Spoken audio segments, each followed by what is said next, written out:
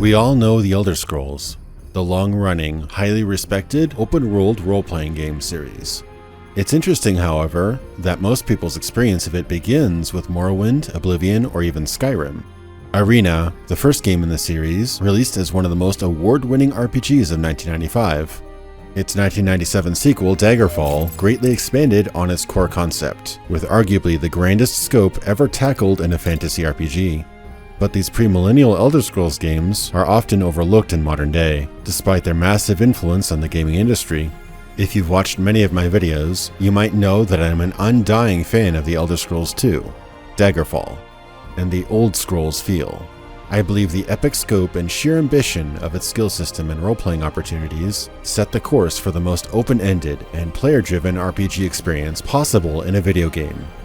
Though the series has gone on to become the billion-dollar franchise it is today, part of me misses the promise of the originals that never to this day have been quite fulfilled. One of the unsung heroes of the Elder Scrolls is a man known then as Julian LeFay. This ambitious Danish programmer was the driving force behind the series, and led the development of 3 of the first games, including Daggerfall. After 10 years at the company, he left Bethesda Softworks due to managerial and creative differences early in Morrowind's development, and he has seemingly kept a low profile since. A couple months ago, I set out to find him with the hopes of a one-on-one interview. After much searching, I located him, and after some back and forth, he graciously agreed.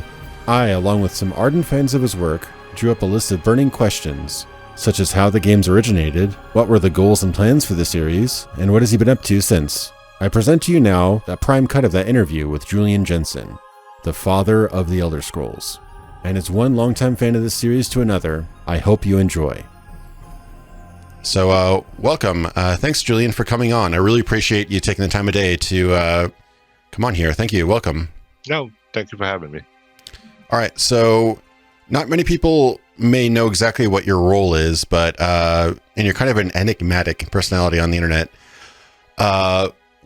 People call you the father of the Elder Scrolls. Yes. What would you describe your role in developing this series as? Well, I didn't write. That's from the Wikipedia page. I didn't write it. I actually don't know who wrote it. It was a little awkward, that term at first. I suppose it's reasonably accurate in terms of what it means. For the Elder Scrolls series, I'm the one who probably had the most impact on it because I was the sort of driving force behind the first, Arena and Daggerfall, and also Battlespire. Battlespire doesn't count really as much, but behind the first 2, and the only consistent member on the teams, and sort of the project leader and main programmer and designer and everything else on it. So that's probably why everybody else sort of come and went. Although I should say before we go into that, this obviously you're going to ask a question me. I'll talk about me, but I just want to say it now so I don't forget later or it sounds terrible later. There were other people involved in these projects and some very competent people who definitely contributed a huge amount, and it project wouldn't have been the same without them. So I don't want to somehow seem like I didn't do anything if I don't mention them a lot. They were definitely there. So, and we'll mention some names as we go through it, I'm sure.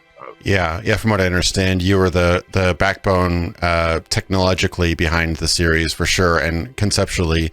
But there was I think Ted Peterson was a writer for Daggerfall, and Bruce Nesmith and Vijay Lakshman and others were involved in design and writing and concepts as well. And we can talk a little bit about it. As we talk a little bit about how it came about, then you'll sort of see how those people fit in. Bethesda Softworks, when I joined it in '88, we were 4 people who were working out of Chris Weaver's old house in Bethesda, which is why we got our name. We were very small time back then. We had Gridiron out, which was just some dots and a sort of top-down view of a football game. We started doing Gretzky hockey at the time, and so that was sort of our thing. It was a sports game. That was our thing. And bear in mind, our thing then was ludicrously small compared to what they are then, what most software companies are today. We were happy if we sold anything, mostly. And but we consider that's sort of where we made our name. And when I say we, I mean Chris. I personally just wanted to program games, so I'd come over from Europe and was pretty, fairly clueless about things. I had definite ideas, but really no knowledge to back them up. As we grew a little bit, and we made enough money that we grew a little bit bigger, and we got the Terminator license. Chris was always well connected to sort of movie and theater scene, and that was a Future Shock, right? The first one was, we did a Terminator, an original Terminator, which was, looking back at it, it was sort of my big learning experience for making games, because up to that point, it started running late, and there was not much game there, and then I was floundering, right? I could program all this stuff, but I didn't know, what am I doing with this stuff? Right. And it turns out you need something called a game design.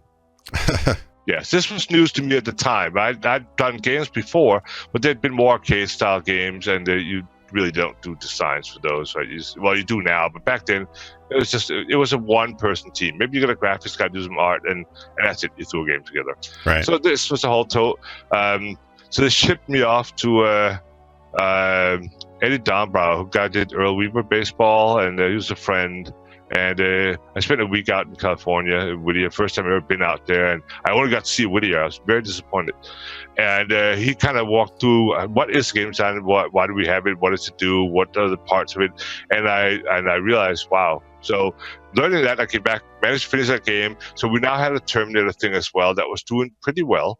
I hired Vijay, sort of his first sort of real job. And mostly instruction, look, you got to run interference between me and management, Chris and Constance, who was our financial officer. Right. Do what, figure out what they want, and do what you can do, and let me know what I must do, and then do some design as well. We'll work out the ideas, and you can sort of write down the details and solidify it. And that was sort of his job. So he got to learn pretty quickly. So we worked in Terminator 2029. And then we thought, because we both liked role-playing a lot.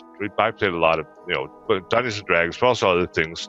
And we really wanted to do a role-playing game. These sports games kind of sucked. And the movie license was okay, but, we wanted to do a role-playing game. So we suggested that. That did not go well. There was no way we were ever going to do a role-playing game. That's a really tough market. Origin owns it pretty much. And you have Surtex, Wizardry, stuff like that, other marginal things. But it was a really tough market. It was, there was big players there, and we were nobody, and we hadn't made our name in sports. So that wasn't going to happen. So we started working on Arena, and at the time, it was a fighting game. It was sort of inspired by Blood of Heroes, which is sort of I think it's an Australian movie. Rutger Hauer, Joan Chen. It was really good. I really liked the movie. I still do. But sort of teams of fighters that would travel around and fight other teams in this world, and you could then build up your team and get stats and hire new players and so on. And when we started adding, sort of surreptitiously started adding a lot of role-playing elements to it, before you knew it, we kind of had sort of a role-playing game going, and they finally caved in like, okay, fine. If you think that you got this much going already and so on, what should we call it? And we tried it. Eventually I came up with the Elder Scrolls. I forget some of the other things, but the idea of having like sort of old, ancient stories and so on. And hired a couple of people, and then we ended up putting together Arena. That Arena, the reason why it's called Arena was because it was actually an arena fighting game when it started. So that almost sounds more like Might and Magic or Wizardry with the parties and everything like that. That's interesting. Yeah.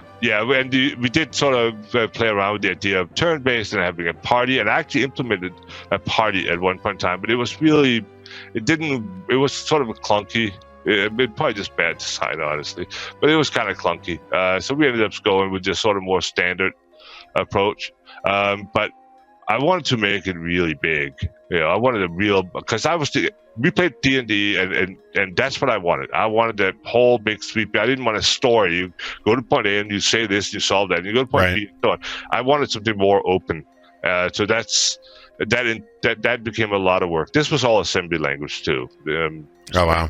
Yeah. Well, back then, if you wanted any kind of performance, then that's what you had to go with. Yeah, there wasn't Unity Engine and Unreal and all this kind of stuff. If you wanted something, you had to make it. So. Mm-hmm. Yeah, that's pretty crazy. There was no real 3D either. I mean, Ultima Underworld was the first sort of game, and that was a bombshell with that hint. I got some cool graphics going, and more Wolfenstein, but like with actual dynamic, like falling, lighting, real time, all kinds of stuff hadn't been done before. I'd really outdone myself, I thought. And then Ultima Underworld showed up, and like, Jesus, that's real 3D, isn't it? Wow, okay. Done by a bunch of guys up in God, what's the name of the company? Up in Boston. Are you talking about Looking Glass or exactly. Blue Sky Glasses? Yeah. I actually did a video on them covering their whole history and everything like that. I really respect what they did. They actually start out with like I think it was a driving simulator engine, and then they had to rewrite it, and they almost Unworld actually almost got canceled at one point. It like barely happened, but it's a good thing that it did, because it was really influential. It was remarkable. And the guy who did a lot of the 3D work on that, guy named Chris Green, who's a brilliant programmer. He worked for me for a couple of months, which was great. Then he went off to his own company, Leaping Lizard Software, and I don't know what he's doing now. That's not there anymore. But he was a fantastic programmer. There was just technology that was way ahead of anything else that was there. And I was fairly crushed at that point. Like, oh my God, look at that. There's no way I could do that in time for. And back then, 3D, and especially perspective correction of textures, was a huge deal. It was all software, and very few people knew how to do that well. And I knew that was going to take me time to work out, and it was just. But we pressed on, and Arena ended up becoming our most successful game till that time. And it was a pretty decent game. No, very influential. I mean, obviously, it started what's now the Elder Scrolls series, which is arguably the biggest RPG series on PCs. Yeah, today, well, I don't even think it's arguable, honestly. I mean, I forget, they made like over $1 billion, something crazy like that. Yeah, it's crazy. First week or something, it was nuts. So yeah, they and they're still sort of, in many ways, there are a lot of the same elements, right? But Daggerfall took sort of a different turn, in the sense that we had been sort of a first fumbling attempt into that. But I was at and I kept thinking I want to do something bigger, something more like D&D and so forth. And I was on this panel. It really had gotten enough traction, enough knowledge that somebody actually put me on a panel about role-playing games. Normally, I never do a panels or talks, or I'm not social. I don't really know people in the game industry all that well, or that many of them. So it was sort of weird. But we were sitting there talking about it. And at that point, I just come off Arena, so I had a huge amount of knowledge at that point in time about what's involved in it. And another guy on the panel was a guy named Sandy Peterson, who's also a well-known designer. Oh, okay. Any relation to not any relation to Ted? I'm assuming no. No, not at all. Sandy Peterson, I think he was with id Software at the time, doing Doom or something like that. I knew the name. I don't really know what people do. I mean, people introduce my name. If I'm lucky, I remember it, but I couldn't tell you what games they'd done or who they worked for. I was always very focused on the creating the game, and I wasn't much about socializing and networking and businesses and what products are hot. I still don't care about that stuff. And all right. Well, let me just hold you right there, just so we don't get too ahead of yourself, because you're kind of digging into really in depth into the other games. So let me just go back to the questions, because looks like you have tons of knowledge and stories about this. So second question is, it sounds like you were working through in Chris Reaver's house in the beginning. It was it was his old house. He had a new house now, so we were in this old house, and it was just 4 guys. We had like a guy who was sort of I don't know if it was an intern or temp. Ken McInerney, Ed Fletcher was the chief engineer. We had Constance, who was doing our finances, Chris Weaver, and myself. That was it. That was Bethesda Softworks at the time. 2 programmers and 2 admin people. That's pretty crazy. How did you start in programming, and how did you get into game development originally? Well, I started programming pretty early on. I'd done a lot of things before then. I worked in a circus for a while and been in a band, and we had some albums out, and we managed to make it to the charts. And it was but I keep sort of like, I'm going to do something else for a variety of reasons. I got orphaned pretty in my teens, and that sort of threw me off, and I've sort of been a mess since then. But eventually, I programmed, and I really got into it at that point in time. I was still a teenager, and it was just one of the things, when you sit down and start doing something, you realize this is who I am, this is what I am, This is what I'm about, this is what I will do from now on until the day I die. Done. So that was easy, and I spent all my time doing it pretty much, and I started becoming fairly decent at it. And then I got better and better. And the Amiga 500 came out. I managed to get my hands on one of those. There's a famous Danish program that done some really early demos of like some of the hardware capabilities. And a guy I knew owned a computer store said, I want to learn how to program. I want to know how to do this. He won't tell me. I know the guy, but he won't tell me. Like, tell you what, give me Amiga 500. I will write those demos and I'll give you the source code, which I did. And I was very full of myself. And I'm still to some extent full of myself. I just don't take myself seriously anymore, and people shouldn't either. So I kind of get away with it now. Back then, I was fairly intolerable. Looking at it. No, sorry to cut you off. I was saying that the Amiga was really impressive at the time. I remember seeing DOS games on one side, and then the Amiga version on the other side. I'm like, wow, that's a powerhouse. Yeah, staggering. I've done games on Amstrad at the time at 64K of memory, and that's K. Right? You can't even. Right.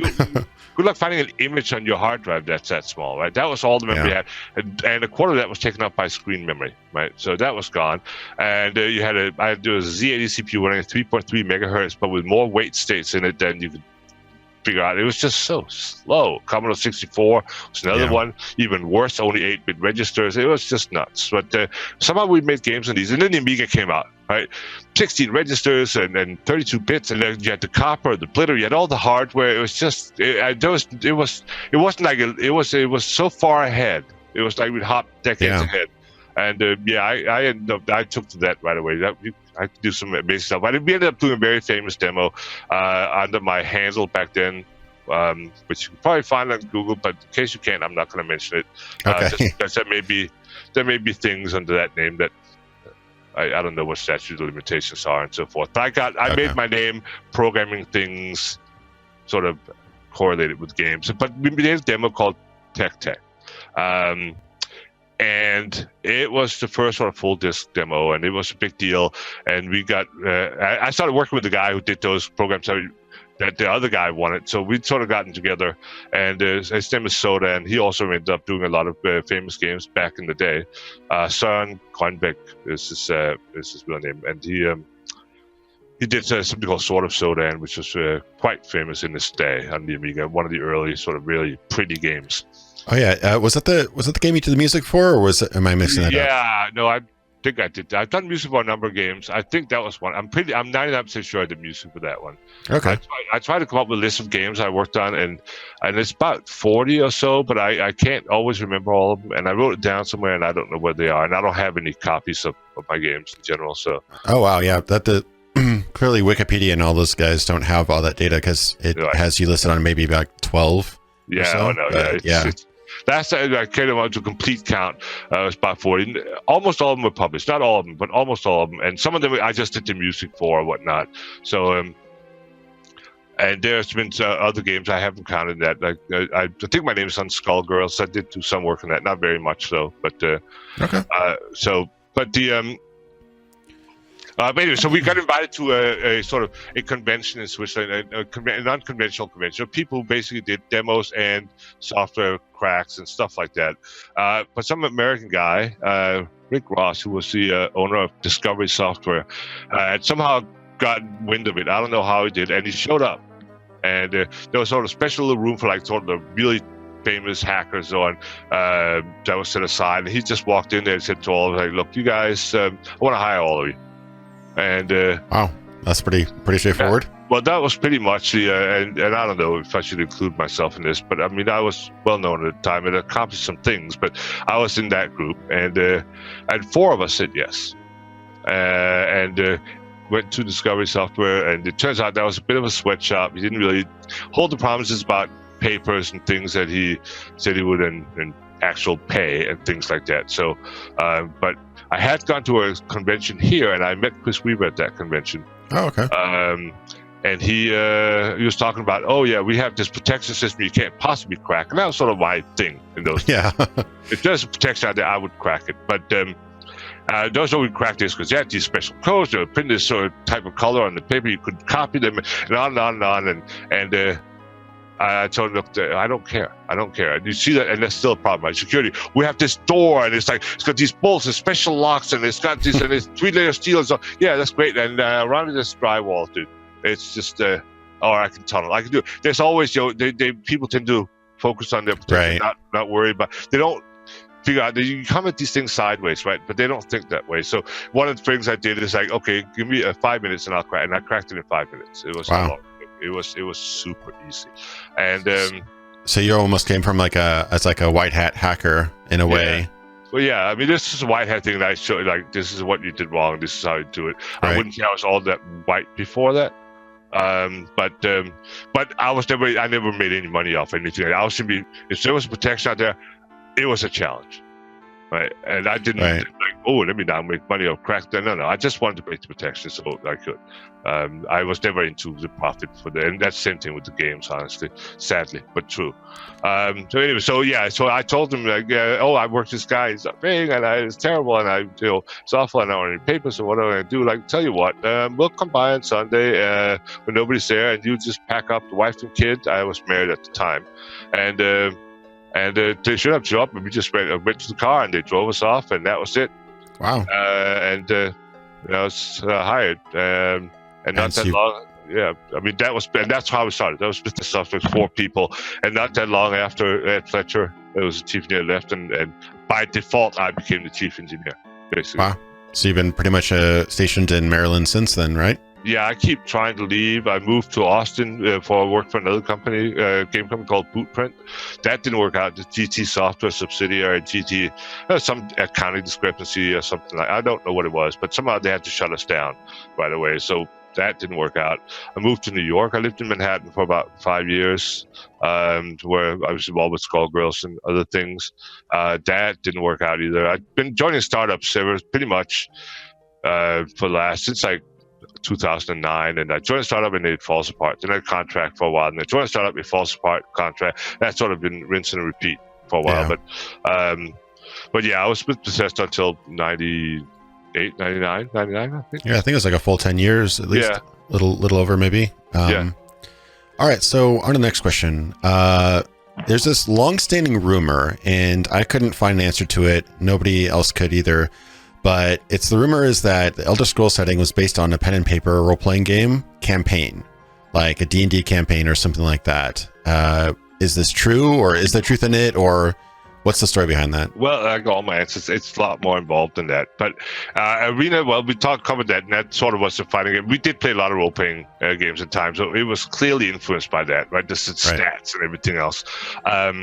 But so that nicely brings us back to the panel thing I ended up on, because Sandy Peterson said one thing to me that always stuck with me, and I still remember it.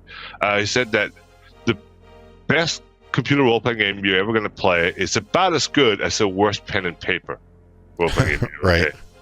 And I realized, and it's sort of what I've been doing all along, right? Dealing with it, but he sort of crystallized the whole thing. Like, that's exactly right. That shouldn't be so. What is it about a dungeon master and playing pen and paper that works, right? That doesn't work in computers. And that's what sort of started the whole thought about how Daggerfall should work. Like, what it should be able to adapt. If you've done this and met this person, then it should know this and incorporate that. And no matter where you go, it's smart enough to know what you've done and where you are and what you've been, and so on. And it should start building these stories out of that. And that's where the quest system grew out of, and the whole structure of the world, everything grew out of that idea of, I'm going to try to make a dungeon master in your computer. And then we did start playing role-playing games along with it. And we ended up having a really good group. We ended up also playing other role-playing games along the way, but it was a really good group. It didn't last. It was sort of, people came and went because Bethesda was a terrible place to work for at the time. So the turnover was very high. We couldn't keep anyone in the company or in our role-playing group, for that matter. That's too bad. Yeah, I'm currently playing a variant of Dungeons and Dragons right now with friends, so I definitely know there's a huge turnaround for that. You know, get one person there for a week, and then they're gone next week, and they'll come back next month. And yeah, no, we just have to turn around because they simply left the company. I mean, right? Yeah, we couldn't. There's the idea of a team at Bethesda was ludicrous. There was no such thing as a team. There was me and a bunch of people who came and went, basically. So you're kind of saying that along with developing Arena, you're kind of playing campaigns at the same time. Did they kind of, did ideas you came up with the campaign influence the story in Arena, or vice versa? Was it kind of like you say it's kind of more of a cooperative thing, like ideas would come up. Nothing specific that I remember. It really wasn't until Daggerfall that we really started combining, sort of overlapping the two. Oh, okay.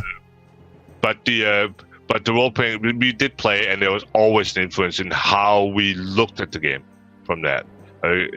Because that's not how you normally start. A lot of times people start doing role playing games, they look at other role playing games and they try to do something like that, except better.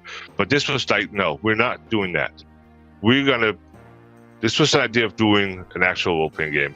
Although, again, the idea, even though that's sort of what we're doing, they didn't really crystallize and come together and sort of being the focus of design until Daggerfall, I think. But Arena definitely started showing sign of it. But Daggerfall, it was clearly the idea. Yeah, I remember I played Daggerfall first, and then I think it was Arena was bundled on the disc or something like that, and I played Arena, and it was really clear that a lot of the ideas were there in Arena, but I think Daggerfall is right when you actually like really flesh them out and really kind of explored the ideas that Arena had. I think it's a good analogy. It's almost like a soft reboot, actually. I mean, if I remember, the story is canon, but Daggerfall kind of like really kind of fleshes out the ideas. Yeah, there's very little story and sort of the world in Arena, whereas in Daggerfall we definitely start getting into the story of Tamriel and so forth. But it's kind of hard to see when you are actually doing it. Right? It's difficult to have that sort of overall vision of it. And also, Daggerfall, just that thing went off the rails, man, out of control. It was way too ambitious. But that's definitely gonna be covered in a bit. But yeah, it's funny because I've done little games here and there. I've not done anything professionally, but so many people get really caught up in game design as like, why'd they do this and why'd they do that? But it's like looking at something, 5-10 years ago and saying this is wrong and that's wrong is so easy.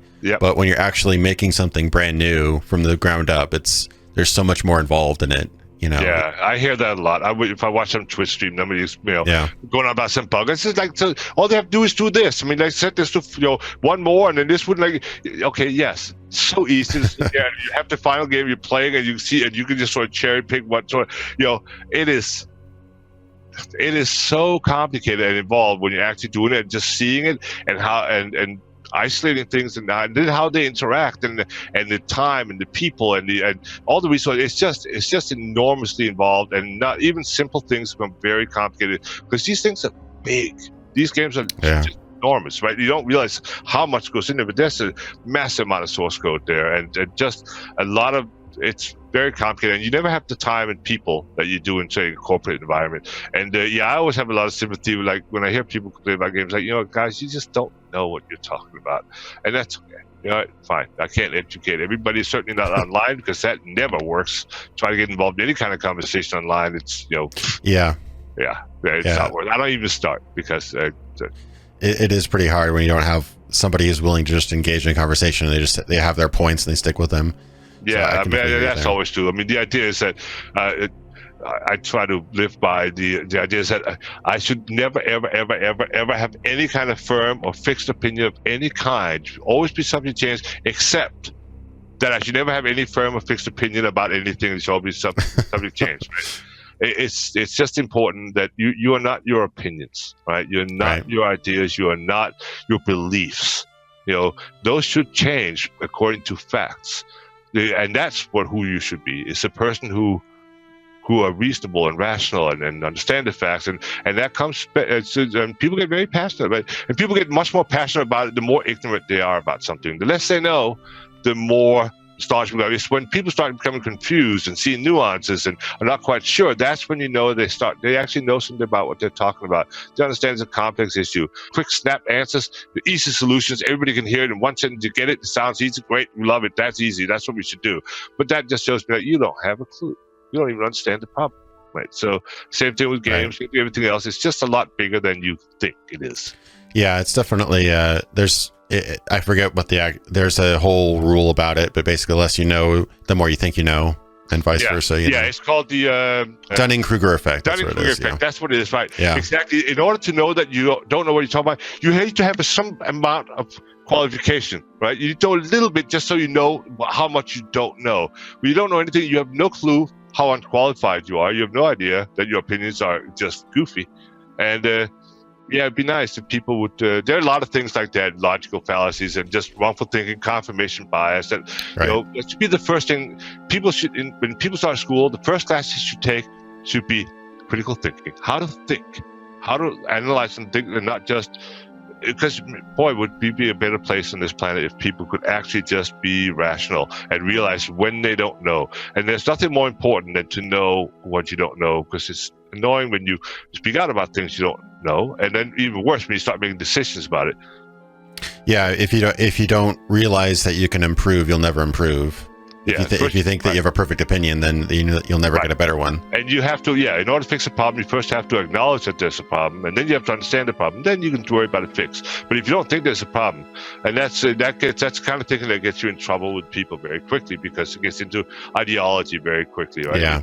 If you think you already have all the answers for politics or religion or whatever, then you're done. You're not going to go looking for answers now, because you already know the answers, right? At best, you're going to try to fit all the data to the answer, which never works, because that's not how science works, right? You got to come up with a hypothesis and test it. You can't just I know this is the answer.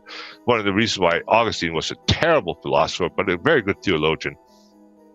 He already knows what the end point of his philosophy is. Now he's just going to make everything work with it, which doesn't. It's just ludicrous, but still. Yeah. All right.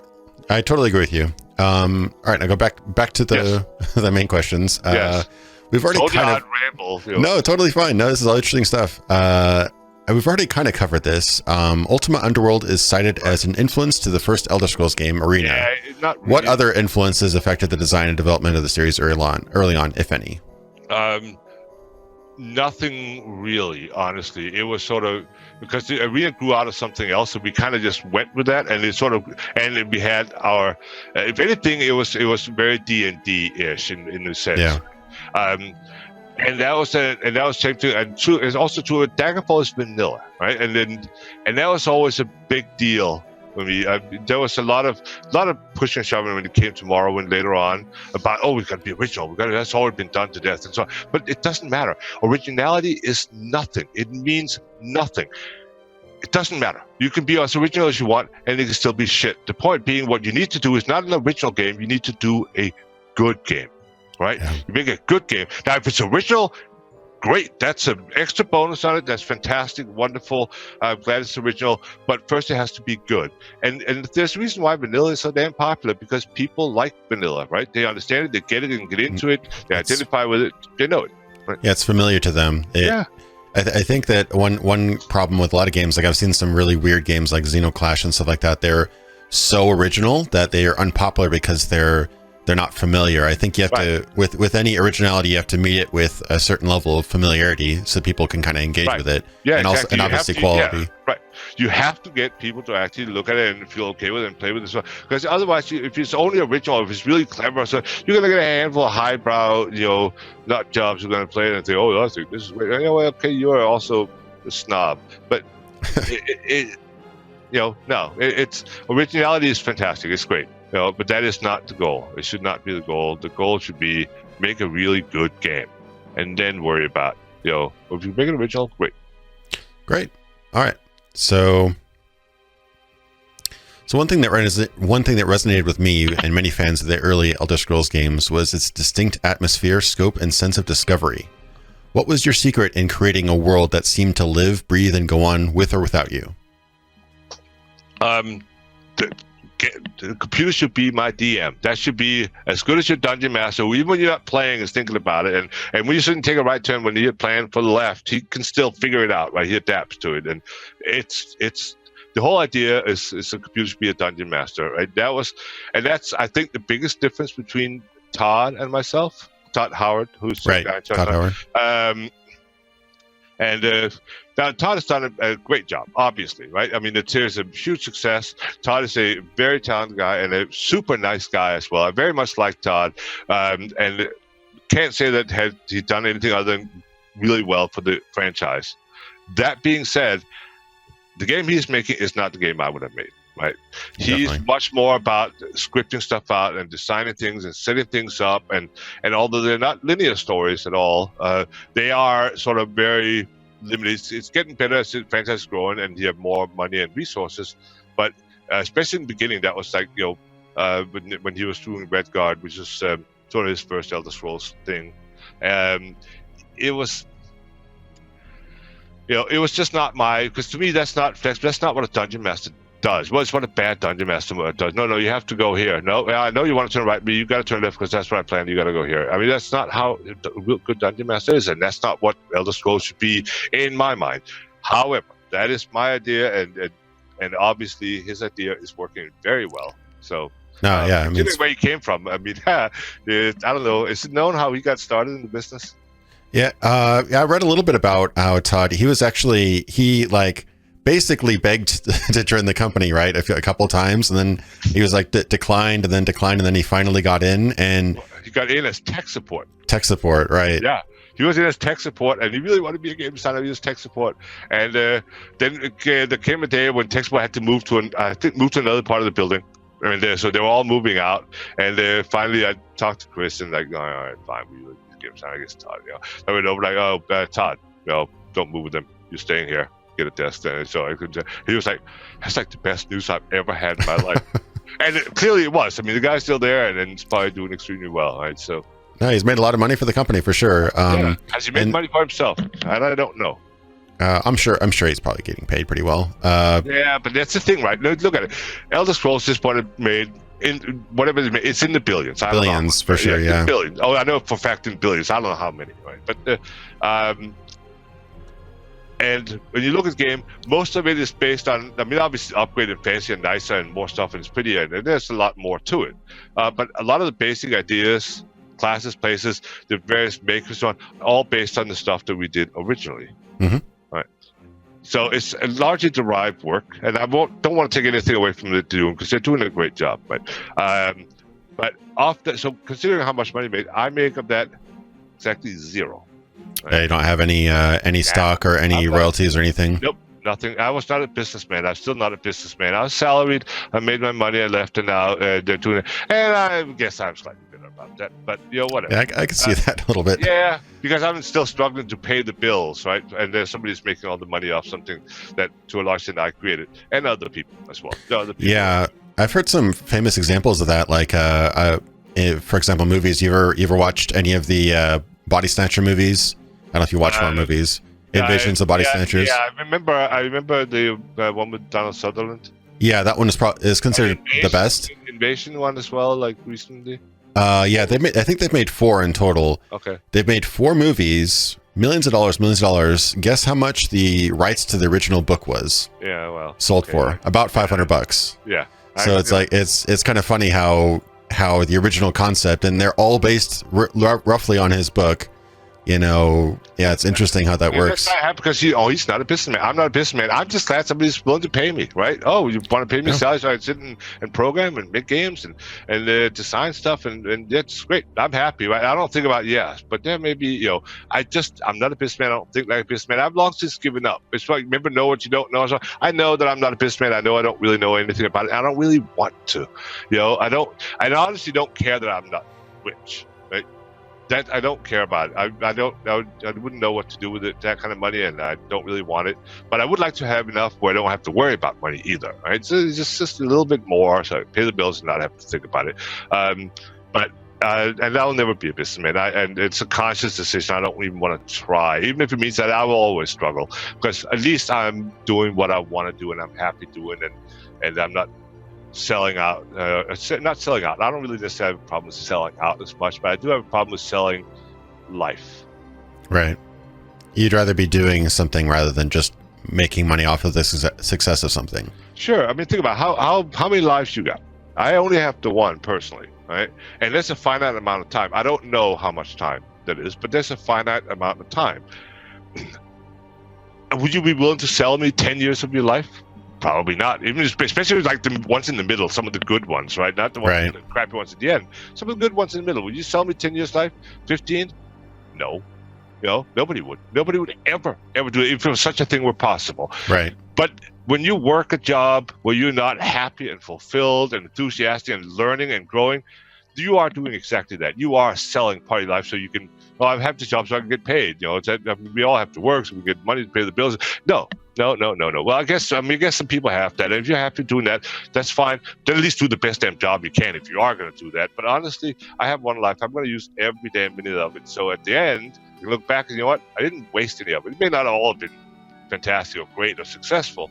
I have a tendency to be very successful at what I do, but I don't have to follow up. I never make a good deal, and I don't have to follow up, and then I end up in some, again, sort of at the bottom, and I've got to work my way up again. And I've accepted that about me, and that's same thing with Elder Scrolls. Right? It's just sort of thing. Yeah, I'm glad I created it. It was a remarkable journey. I was going to say it was fun. It wasn't fun, but it was remarkable in many ways. And it was certainly hugely instrumental in growing me professionally, technically as a person. I changed a huge amount but mostly to Bethesda's, how they treated people there at the time. I'm sure it's better now, but at the time it was pretty brutal. And, I'm better for it, and I'm a better person. And I'm who I am now for it, so I'm okay with this. Okay. Well, that kind of leads me into the next question pretty well. Do you still hang out or chat often with Chris Weaver, Ted Peterson, Bruce Nesmith, or the other original guys you worked with at Bethesda? I still talk to Chris Weaver. We didn't talk for the longest time. When I left Bethesda, I was really fed up with the place and the people, and Chris involved was one of them. He was a hard ass back then. I'm sorry to say, when I started Bethesda, I was hard ass too. Was not a nice guy. I was really not a nice guy, and that irritates me no end. But I wasn't. But he wasn't either. It was just it was brutal. What we did to people there and how they were treated is just grotesque. And that's why it's a turnover. Eventually, just like get fed up and left, and I don't blame him. At the time, I blamed him because I was stupid. But now I look back and what the hell? And but he went, there was a thing going on. I don't know much of the details of how Altman and so on, but there was a thing there of some sort. I don't know what it is. But I know that Chris said there was some family things and all kinds of, so he had a bunch of things in his life that was sort of perfect. And by perfect, I mean, yes, he had normal trials and stuff that everybody has, but, he was doing quite well and solid and stable, had his ideas, and nothing really rocked it. He did get rocked a little bit, and so we didn't talk a lot for years after I left. And then about 10 years ago or so, we started talking again, and now we talk. Well, I'm really bad at staying in touch with people. Whenever we talk, and we're quite close now, actually. Oh, He's good. a very different person, and very close friend now, and he sort of looks at me as his brother. I guess I've gotten old enough to get to that point. He's turned out to be very cool now, and his son turned out really well, and he's got a new wife who's great, and so he's just a different person, and very, very much improved person, I think. And Ted, I don't talk to Ted nearly as much as I love Ted, man. Ted is great. Ted is funny. Design, you always sort of go on about, I always preferred more technical skills, more number skills, but his writing is just superb. I mean, he's very, very funny. And it's just a really nice guy, really funny guy. And I very much miss him. And that's my fault. Again, I don't keep in touch.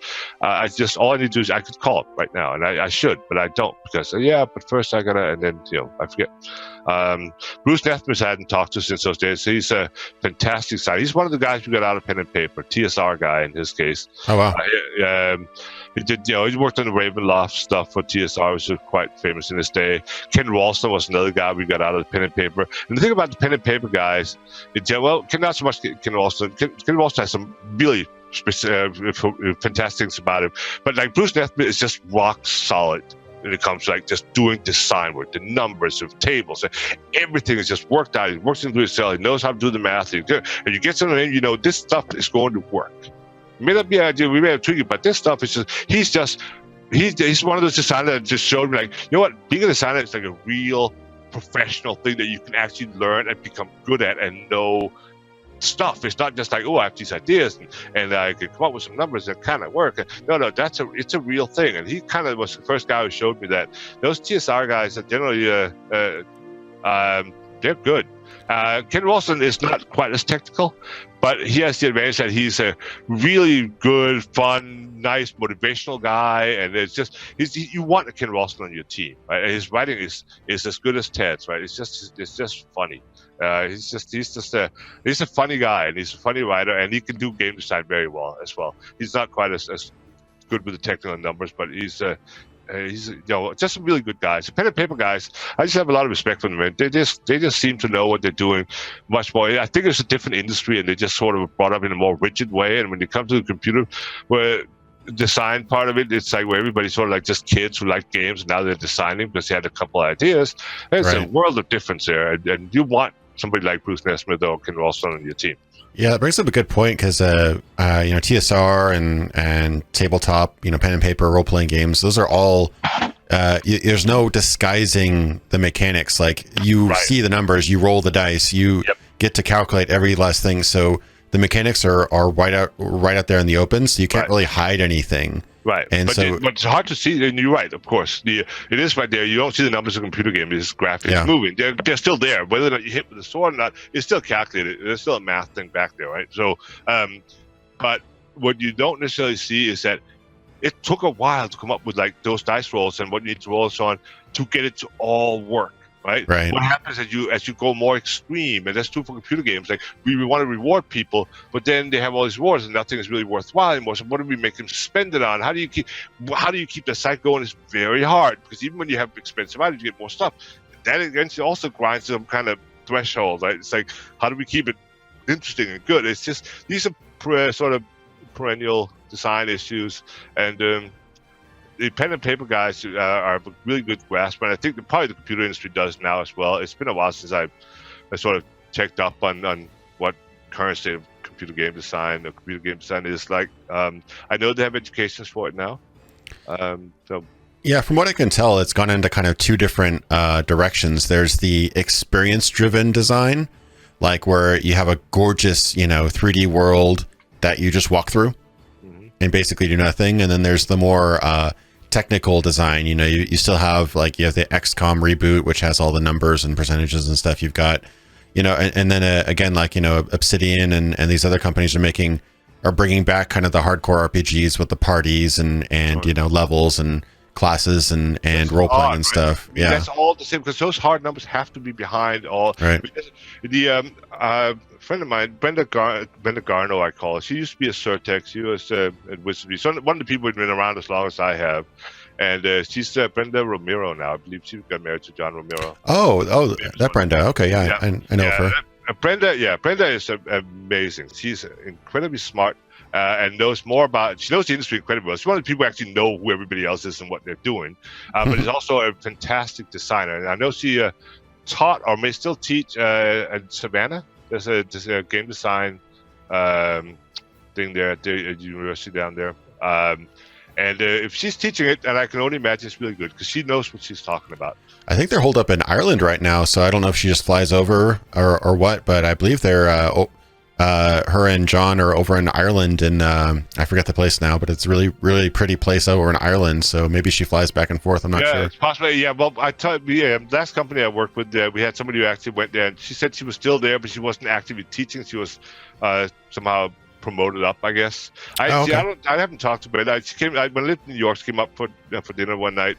But other than that, I haven't really spoken to her. We try to get together at GDC or whatnot, but we always just miss each other. It's been just about forever since I talked to her, so I'm totally in the opposite. We used to be quite close and talk a lot back in the day, but again, since I've been sort of moving a little bit away from the game industry.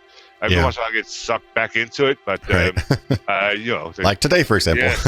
You get pulled back in. You get pulled back in, right? Yeah, exactly. Yeah. So it's but I don't really go to GDC very often anymore, and I don't really talk to the people. I'm sort of much more focused now on just my craft, and that's sort of my thing. Although I do sort of miss some of the people from back then. I don't talk like Ted and Brenda and so on, and I really should be in touch. And I feel good when I do, but I just never do it. And it's just me being an idiot. I'm the same way. Like if I'm out of state with my family, I barely even talk to them. It's just a out of sight, out of mind kind of thing. So it's kind of sad. I should be so much because I feel like I'm disappointed him, and I might be. Well, I mean, probably not Brenda because we haven't talked for so damn long. But I don't know. But I probably do, and it feels bad because it's me. I'm just being an idiot. I really want to talk to him, but it's just. And once I get started, once I actually do it and talk to him, it's great. Right. But taking that step, and I'm same with my kids. I don't talk to them very often either, and it's stupid. In fact, my daughter, my youngest daughter, calls me on a regular basis. I would probably never talk to her. Well, that's not true, but it would be much more rare. Right. All right, cool. So next question. Let's see. This is a big one. Daggerfall was an incredibly ambitious game with a lot of groundbreaking features like the unscripted climbing mechanics and advanced social skill and language systems. With decades of experience in hindsight, what do you think could be done to flesh out the systems with the advantage of modern technology and hardware? Modern technology and hardware certainly will go. I mean, the rendering, clearly. I mean, that's really the processing power. I don't know that would have made a big difference other than the rendering was really the big thing. It's still software, right? There was no graphics. Well, the 3D effects, like Voodoo or whatever, the 3D effects, is that what it was? Yeah, it just come out. It was just out. Voodoo. 3D effects. I don't know if it's out with Arena. It's definitely out during Daggerfall, but it's still so few, and we didn't support it, which was a mistake, I think, in retrospect. But, we didn't support it. And but for the rest of it, no, I don't, because I had so little CPU time that, if I had more CPU time, I think that with hindsight, now that I spent so much time, I spent all my time programming, I think about programming, reading about programming or studying programming or philosophizing about programming, more so the latter, that if I had the knowledge now, if I understood about parsers and state automatas and control flow graphs and all the things that I know now, I know a lot more about it. I've been in many different fields and worked on an academic level and on a professional level and all kinds of different ways. And I have so much more knowledge that I could see. I accomplished what I did and I can see what I did, but I can think of so many better ways of doing it now. Yeah. And I wouldn't necessarily need many more computer cycles, honestly.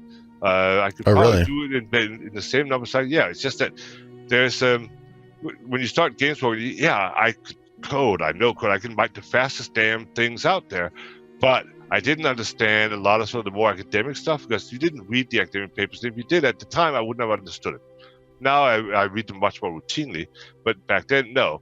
But if I'd known some of those things, like, this is very academic, very sort of funky, but, I could take this part and this idea, and that would work great for, and there are a lot of things that are clunky and shaky, and you get bugs, like quest systems, right? And if I'd understood, like, basically tree automatons or stuff like that, or just parsers and recognizers and so on, and I would have been able to use something like that would have been much more stable. It wouldn't have been subject to all these various bugs, and that's something I revisited. The quest system that started in back in the Arena, I've been sort of, every time I sort of work on some project, and there's some other projects that are sort of game related, like educational games and so on, where we need something like that, I will pull that out and I will do it again. I will once again, okay, let me make another story, because they want to have the story, like learning this and the other thing, and I pull it out and I rewrite it again, and it gets like, so I'm still working on that, like 30 years later or whatever it is. Oh wow, really? 5 years later. Yeah, and it's getting pretty powerful. The idea is that how can you program without writing any code? Because I can code, but people writing stories can't and shouldn't. Even if they know a little bit of scripting, that's not safe, man. You should not go there. That's not how you should tell a story, and certainly I don't want a non-programmer programming anything in my game. It's just not a good idea. So, but something that sort of logically describes how, because you can tell me, if you tell me a book, you can tell me exactly what happens, right? You can tell me, well, this happened because of this, and so on. And then, okay, but now throw some ifs in it. What if this had happened instead? Or what if this was, okay, you can do all that, right? Anyone can do that if they have some a clue about narrative, right? Okay, but now we're just going to have a system that can do all of those things in a way that's solid and doesn't involve actual coding. And that's sort of what I work towards, and it's getting pretty funky, but it's, again, it's not something, it's just a purely academic interest for me now. It's not, although it has been used and stuff, it's not something that I ever foresee being used, but I do see some of the stories out there and some of the games that are coming out. There's still some things I could do, I think, that they're not quite doing yet. Cool. All right, so next one. So, Daggerfall and Arena were innovative in being some of the first games to use procedural generation to create expansive landscapes, dungeons, and cities in 3D, which was somewhat derided at the time. What's your stance on the subject and the games today like No Man's Sky, roguelike games, and Minecraft that have used similar algorithms to build their worlds? And what do you think could be done from a development standpoint to make them even stronger and more compelling? Well, it's a slider, right? It's a sliding scale. You can go from, we're going to generate everything randomly, and we certainly, and I did generate a number of things randomly. Plasma fractals were my friend back then, right? But But you can sort of start like, okay, we will give it building, like we'll generate everything random, but that's one extreme, right? And then we'll build everything by hand, the other extreme. So, but someone say, okay, we will build some building parts that fit together like little Lego snappy blocks. So you can build that and then build the landscapes on there and then put them on there. So, or you can like, oh, let's build the complete houses, right? And maybe they'll fit together different ways. So you can change textures and other things like that. And then there you go. Now you get something that's a lot more controlled, but it takes more work to do. And then you can go further. Okay, let's build like whole tiles. We have certain defined entry and exit points, so we can see what other tiles is snapped into, and then build that sort of like an XCOM 2 thing, right? And you can still do some texture changes, but mostly those tiles are locked, right? And so on all the way up. But you can also, but then you can hybrid like, okay, but we can swap out parts of buildings and have them on tiles and snap tiles as well. So there's all kinds of stuff you can do. There's nothing good or bad about generating stuff because there's so many ways of doing it, and if you do it in a really good way, then it'll be fine. But it's a balance, like how much work you're willing to spend in it, because, you know, versus how generic it's going to be. Because eventually generic, like, okay, I've seen this 1,000 times. You can change it to green, dude, but it's still the same damn, you know, building, whatever. It's just not. And that you can do a lot of stuff with that. That's another thing that sort of occupies my thoughts from time to time. But there's a lot of things you can do. Again, like instead of having DM be, you know, think about how would a builder do this, right? How would we put these pieces so they become interesting, and also how can they adapt to what's going on? What if there's a crisis? What if things are falling? What if it's falling down? What if there was bombed, or there was an invasion, or some kind of war? What if it's, you know, time has passed? How should you? There are a lot of things like that do. If you, with careful algorithms, you can make it generate it, but it won't. There'll be generated pieces that people built to some extent or other, whatever your choice is, whatever resource you have, and then you can build something that actually makes sense, and again adapts. Because again, a dungeon master can adapt. He can adapt infinitely. Right. A computer can't quite do that, but they should be able to adapt a lot more than they do. I mean, you do see, oh yeah, now this happened. You go back, oh, it's all ruined. Yeah, but they have 2 states, right? And they built them probably say, okay, all right, fine. I'm glad because it works with the story. But if it's more free form, you're gonna have a problem. So they're not that free form, which is kind of, yeah, you go all over the place, except, you know, ultimately you go all over the place, but you gotta eventually come here because that's just how it is, right? And then you unlock this part. Now you can go here and you go, oh, but you gotta come here and do that. And so they still kind of, they give it an illusion to some extent of freedom. And then where you pass, you have freedom because you passed that part of the story. Yeah. It reminds me of what was promised by, and I love Peter Molyneux's work and, you know, Bullfrog and everything like that. But I don't know if you've ever played the Fable games. They came out like about 10 years ago. I've heard of them. Yeah, they're kind of pushing that narrative where like you can actually make real changes and the world will change around you. You know, people get married, you know, things like that. Like, but it was unfortunate. A lot of it ended up being, like you said, just the binary state. Like either, you know, the city became slums or became, yeah. And if you're an academic, you have time to do this research. You get some undergrads, you work on it, right? In the game business is just the hardest damn business, right? I don't recommend anyone get into games at all because, you know, honestly, we got so many guys who just want to do games, right? Oh yeah, well, we'll pay you like next to nothing and work you to death. Like, oh yeah, no problem, as long as I do games. And people just want to do games, but it's such a hard business. You work phenomenal hours and weekends, right? And you're not, you make okay money compared to maybe the average out there, but you know, I found that when I left the game business and like the next thing I was do some contracts. Here's the government contracts, and I remember looking, okay, can you do this? Yeah, okay, I do this. It'll take me, and I did some like really generous estimate. I had myself the best time. They're like, oh my God, that is so fast! You can't believe it. To me, like I'd be fired if this was my schedule in the game. Right. But here, they were super impressed with it. They thought it was so fast, and I cruised through it. Right? It was nothing. In game business, you have to directly compete against the other guys, right? Yeah. Now we don't have shelf space anymore. That used to be really brutal because there was only room for like, you know, I don't know, 1,500 games that you can themselves, but you had like 5,000 games sitting in the pipe, and so most games never saw a light of day. Companies out of business. Turnover in companies was, you know, 50% every year. Something grotesque, right? It was brutal. Nowadays you have electronic distribution. It's a different thing. Yeah. So they don't have the materials all the time, and then you can it doesn't really cost you anything to a large extent, other than the development cost for sure. And so it's a different business, but it was just such a brutal. And your game had to outcompete. It had to do better. You had to be faster. You means your algorithm had to be better. So the best programmers I've ever known, and I've been to all industries now, including the academics, are the games programmers. The top-of-the-line games, well, not the average run-of-the-mill gamer, but the top-of-the-line games programmers are the best programmers you'll likely find. Wow. They are just superb because they know how to do just about anything. Maybe not the official way or the academia way, or they know all the details, but they can do whatever it is you need to be done, and they will do it in fewer cycles than anyone because they only have 16 milliseconds at best, right, for everything. If they're not done in 16 milliseconds, their game is gonna tank. Right? Nobody's going to accept, its frame rate is really slow. I'm not going to. Right, yeah. Right? And you have to do everything. I mean, you don't care if your word processor takes half a second to come up and render the page. If your game takes half a second to update something, you're going to be annoyed, right? It can't be done. Yeah, I mean, especially now with more technology. I mean, people are still watching movies at 24 frames per second, but we now have 200 frames per second refresh rate monitors now, and that's like I read that like people in the Air Force can only, the really top tier guys can see maybe 220, 240 frames or whatever. I mean, they can't. It's crazy. If you have them side by side, so you have feel maybe mouse. But here's the thing: persistence of vision clicks in pretty well for humans around 16 frames a second, right? Your Saturday morning cartoons on most of them done at 12 frames a second because it saves money, right? Right. And you got movies going at 24 frames a second. And yet, when they do a big pan, you can kind of see a little bit of stuttering on it. Yeah. Okay, I get that. And I think that, with a shooter, you got to go with your frame rate of the monitor. You can't flag on that because you can tell the difference, right?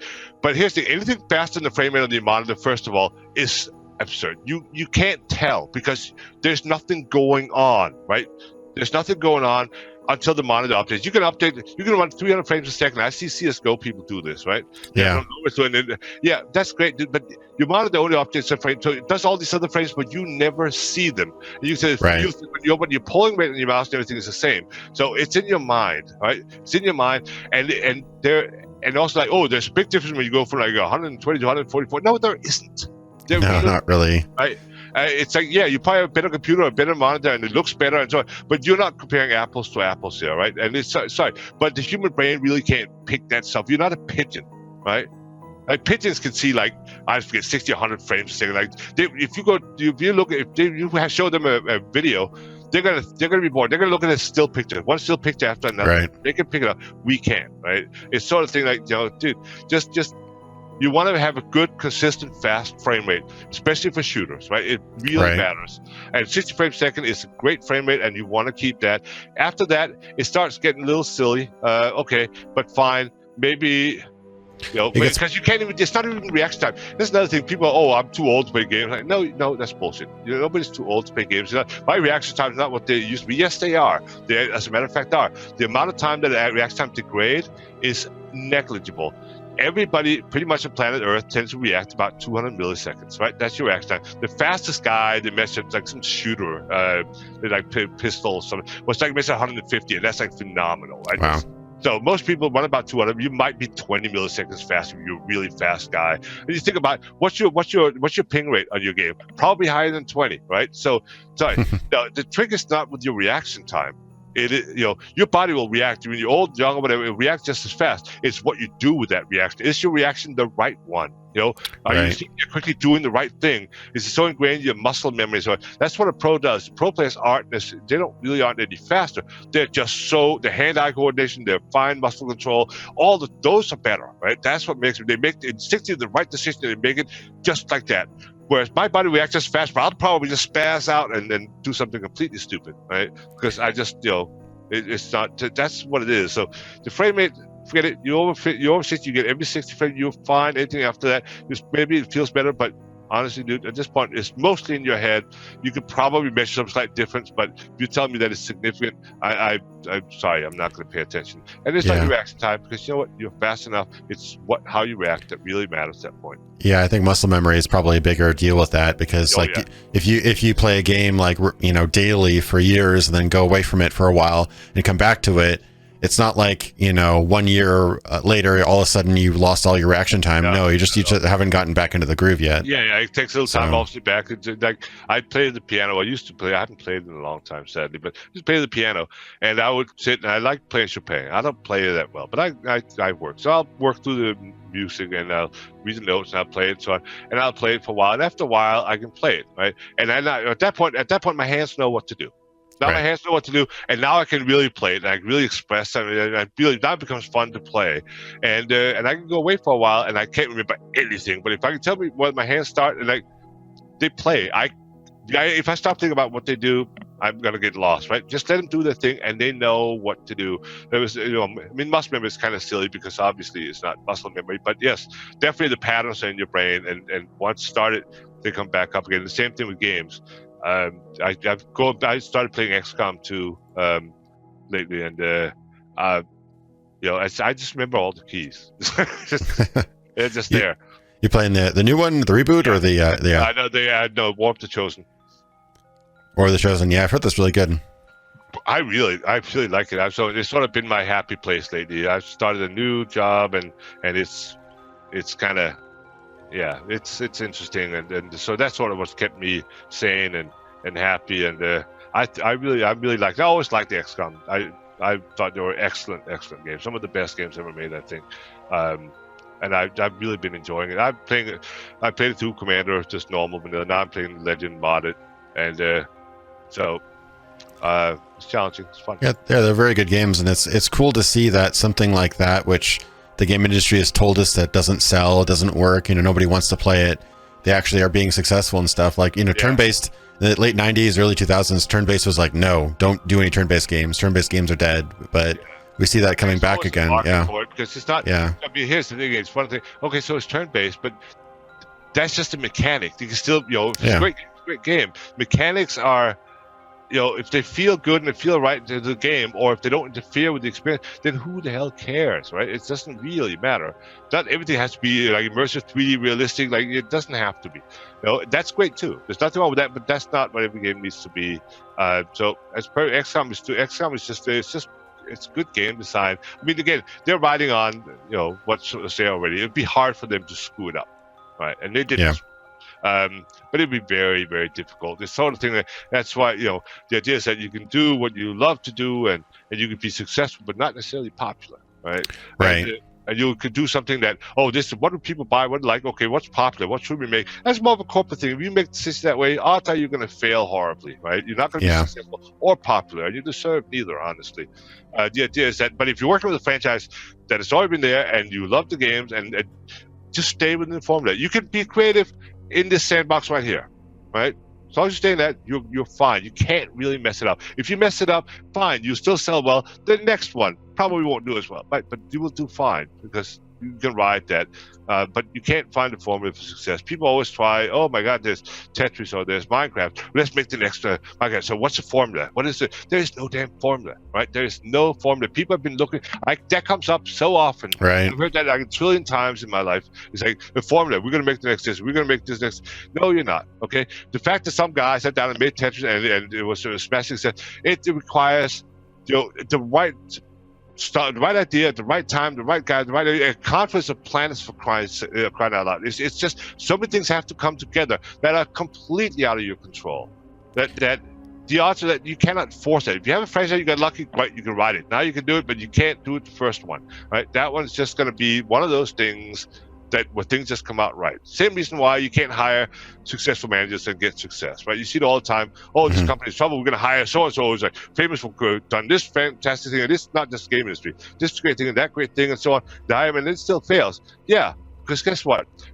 Past successes have no guarantee that you're going to be successful in the future. Because the reason why these people were, and I fell for this trap as well, right?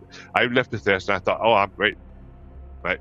Again, idiot. But what I didn't realize, I did some pretty great things, to be sure. But the reason why I didn't, because everything happened to come together a certain way. I had the people I had the time, and I had the environment, and there was the time that it was, and the other games were to were, and it just happened to work out.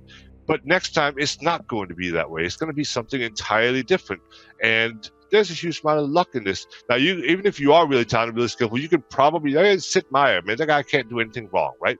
So they're out there. People can just they know how to do their thing, and they do their thing, and it works. Yeah, but at the same time, you could also argue that Sid Meier's basically been making the same game since the 1980s. So he's like just iterations of it and perfecting it, which, I mean, it still sells. So, yeah. He knows, he's figured out a formula that works, and he's just riding that. And you know what? If he loves doing that, then and it works, and it clearly does, then you know what? There's nothing wrong with that. It's not always like, oh my God, I got to do something original, something new again. It's like, do what you hit. If you love doing something, odds are you're going to be good at it, right? And odds are that you're going to be successful. And by successful meaning, I mean that you created something that you really like, really happy with. It's not perfect, but it's it's a difference between being successful and being popular. Those two things get conflated way too often, right? But if you're working something in vanilla or something that's generally accepted or liked, and you're successful, odds are you'll also be popular. If you work to get popular, you will probably fail. Right, because it's just then you're not doing it because you love something. You're doing it for the wrong reasons, and you're gonna suck, basically. Yeah, I definitely agree on that, and that's kind of what the movie industry is realizing now. With there is no formula. You know, you have the right actor, the right script, the right time. It accidentally ends up being really relevant. People like it or don't. You know, 10 years later it becomes a hit. Who knows? Like it's such a yeah, you absolutely can't, but you can't let's buy all the big names, get big directions on it. It must be no. There's absolutely no guarantee of that, right? It's just there's a huge amount of luck. You can do a lot. You can help your luck quite a bit, right? Yeah. You can right people and spend the money and so forth, but it's still no guarantee. You just move your odds a little bit in your favor. That's all. But it's still a crapshoot. That's just how it is. And that's fine. So in that case, you know what? Just do what you love to do and do that well, because that way, at least at the end of all, you'll be happy because you did something really successful, really well, and you have grown as a person and professionally. And that's really all you can ever ask from life anyways. If you're there for the money, then you're probably shallow and an idiot. So whatever. Now, I don't remember if I asked you this already. 6 months to a year, if you had more time on Daggerfall, what would you have added? The one thing that I really wanted to add from the beginning, and the whole game is internally designed for this, but it was way too ambitious, was multiplayer. Wow, that'd have been crazy, right? Yeah, there was no way. It was way too ambitious. Now remember, Daggerfall is a huge project. So let's look at it. It's a full size, even by today's standards, it's huge. Right? Yeah, it's still one of the biggest games ever made, yeah. Right. And so when I started, I had a new guy, like I fresh out of college, to do some work, just a bunch of tools. Scott Ramsey, a very talented guy. But after some month in, he left. And then at the end of the project, I got another guy, also fresh out of college, Hal Boma, went on to work with Lego and other things. Also very good program, but he's just there for the end. And I had a guy doing some engine work, but that was it was the engine for multiple games. And that was it. That was me. That was a programming staff, right? So it's done by, and I was also, one of the designers. Although I always had really good designers, but usually just one at a time, right? 1.5 maybe I think we average out to, and 1.5 graphics guys. Mark Jones is brilliant, and other people as well. But Mark Jones is solid. So we had these guys. So we basically, the whole thing is done in essentially for development time for 18 months with 1.5 programmers, 1.5 designers, and a couple graphics guys and some incidentals. That's it. That's crazy, yeah. Making a game that size with that few people, it's going to be crazy. Yeah, no, and it damn near killed me. And it physically, actually, literally almost killed me. That game totally broke me, and I was a different person when I came out on the other side of that game, for sure. Very, very different person. It was the pressure was unlike anything I have ever even. It's just nuts. It was just absolutely nuts. It was long days every day. It was weekend.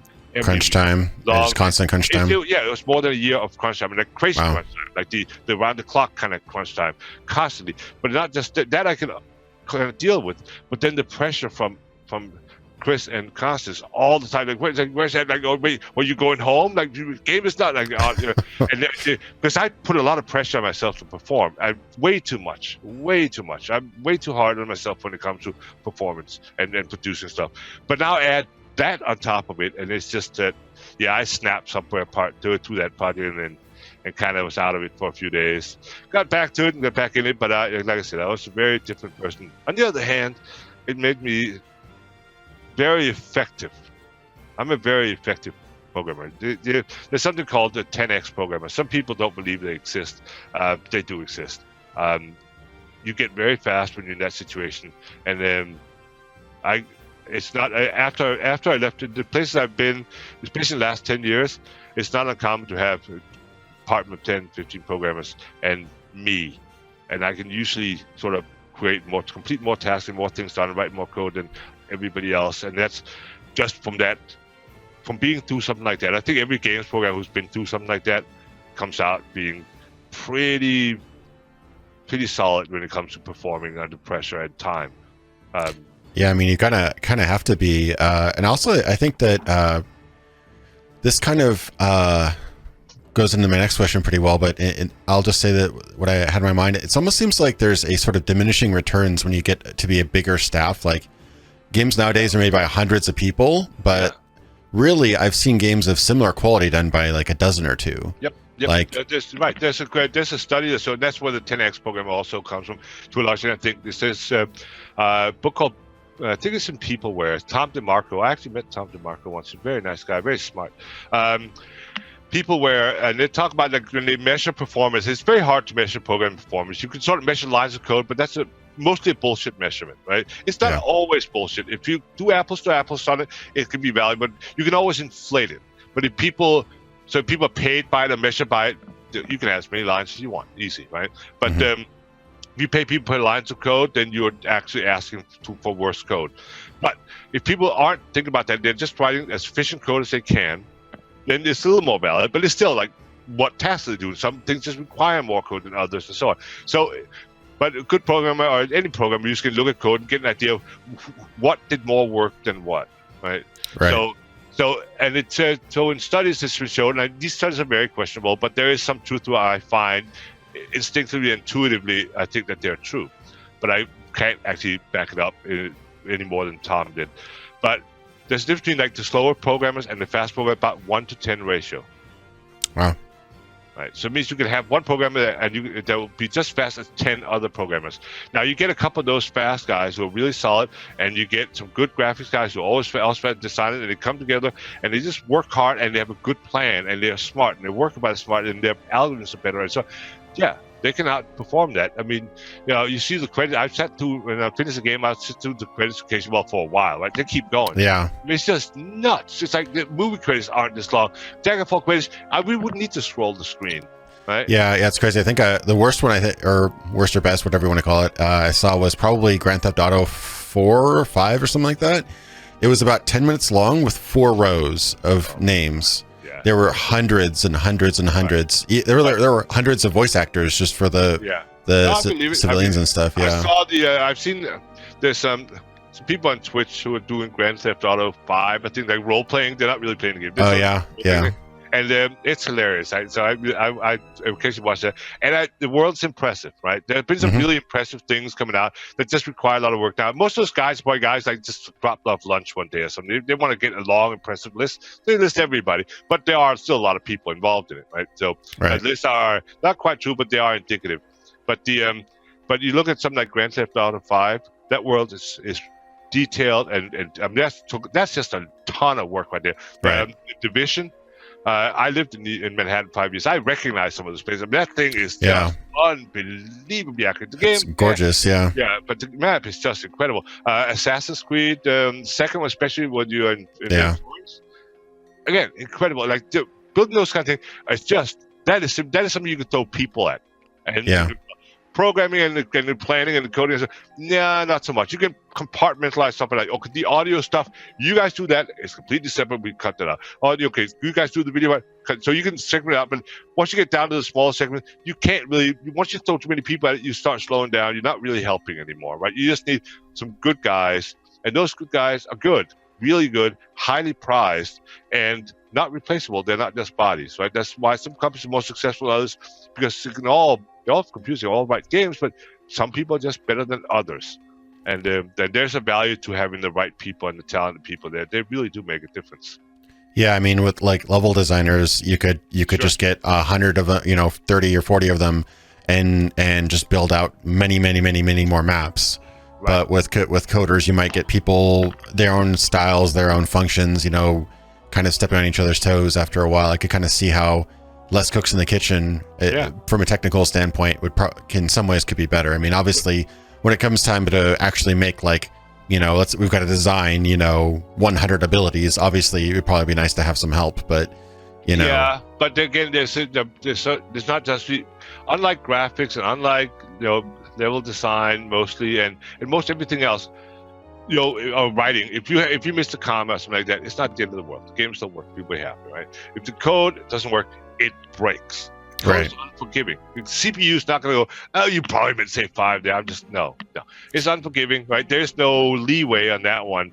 So the problem with the programmers is that you got to have people who can write code that is stable, not susceptible to bugs, that cover all your bases, has some reasonable testing mechanism on it, and sort of works with the other systems and plays nicely, understands the system, hooks it, so you don't duplicate work or do work that collides. It just, there's a thing to getting the right people. You need the right number of people and the right type of people, and need to work well together, and then you're good. If not, you're in trouble, and that's where they spend the time.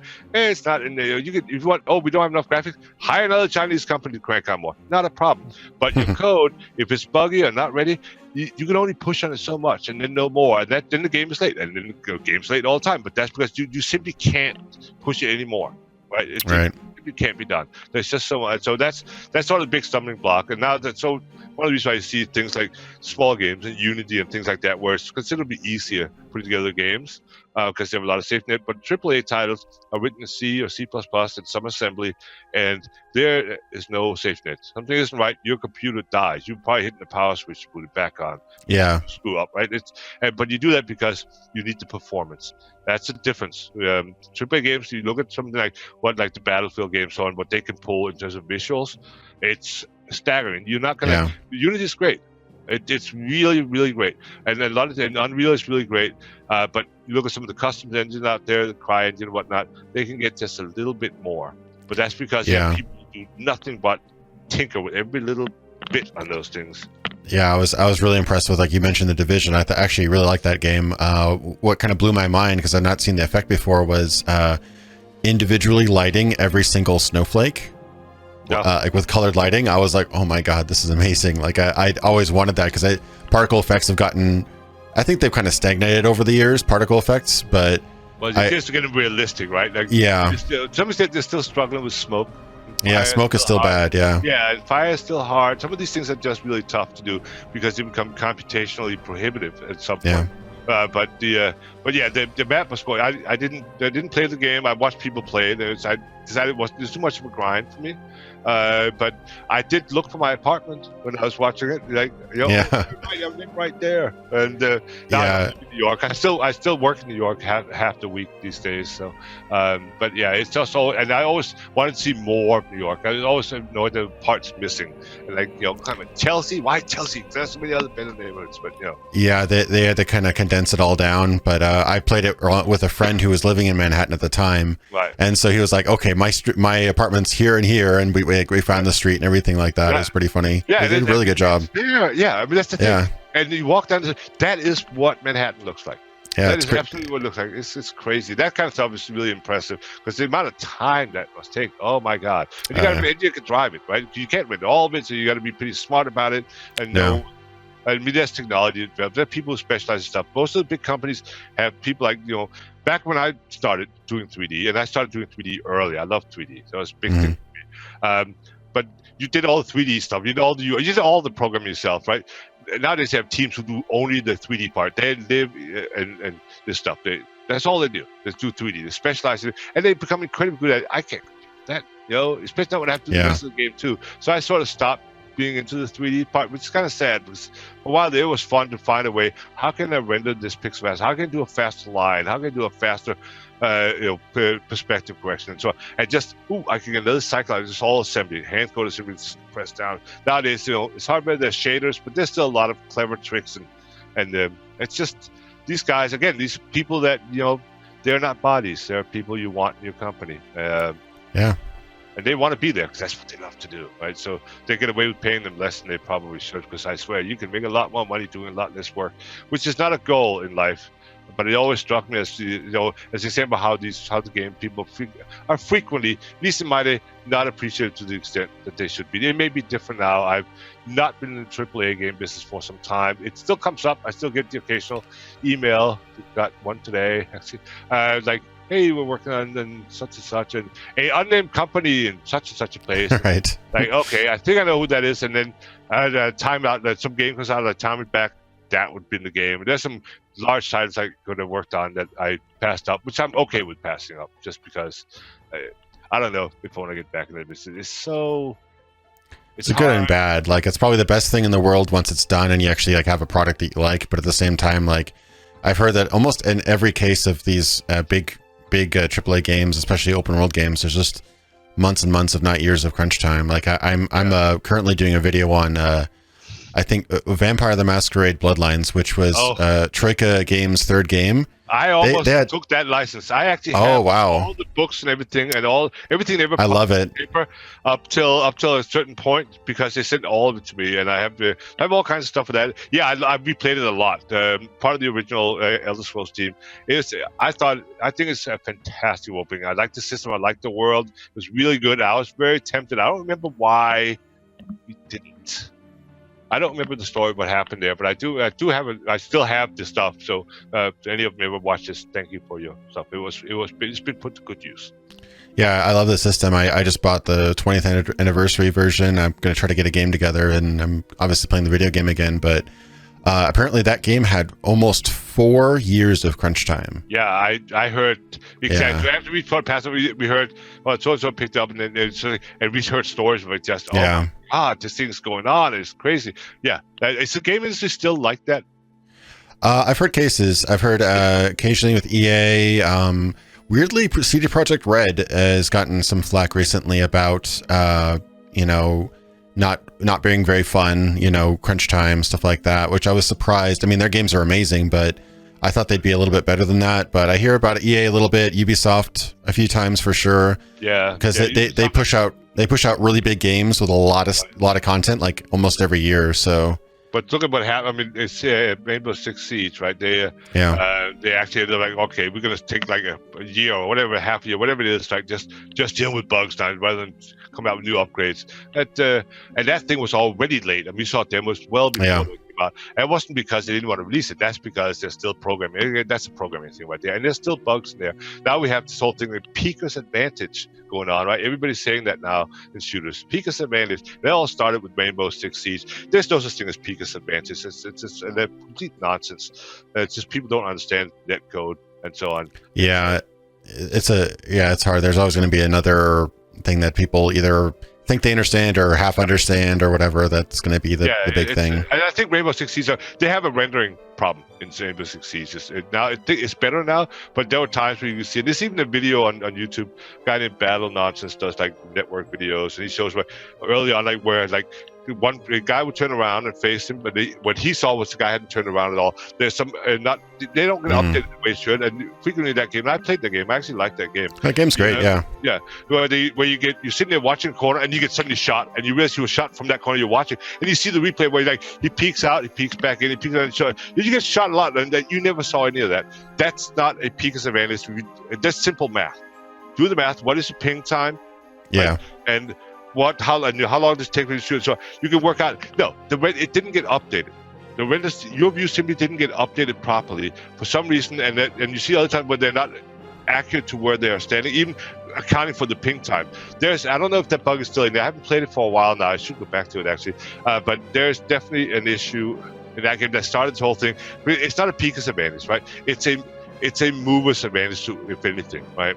And then combined with ping and so forth, because the fact of the matter is that it's going to render just because you peek. Yeah, you move first and you based on the pings, and you may see the guy before and so on. But there's no Pika's advantage. There simply is no such thing, and you can do the math on it. You'll find it out. It's just, but there is something wrong with Rainbow Six Siege rating. Last I saw it, and that's sort of what started this whole silly thing. And then now you get PUBG, which is right. That's gotten huge. Yeah, it's gotten huge. I really want. I didn't I really want to play the game, but there's zero way I'm playing. I love shooters, so that's one of my favorite games to play. Yeah. And but there's zero way I'm playing a third-person shooter. There's just no way. No, apparently they have first-person only servers, but I played it. It's interesting. I love the concept. My opinion on it was that basically it's a shooter where the objective is not to shoot at each other until the very end. Like the best way you can play it is to avoid conflict until the end, which I thought was like. Oh, there was a tournament where the guy, like one of the guys who won, so we did so by just having a bunch of health kits and like not even just surviving long enough to get high enough average standing. Yeah, they need to change the score to the score. That's a simple scoring change, right? Up it for the kills and drop it for how long you live, and all of a sudden, kills are going to be worth it. If you don't get enough, then you're going to lose. No matter, even if you're first, you could potentially lose. You don't have enough kills. That would start the action. That's why they have the circle and so on. Circle mechanics need work. It's decent design, but there's some really simple solutions to a lot of this stuff. Yeah.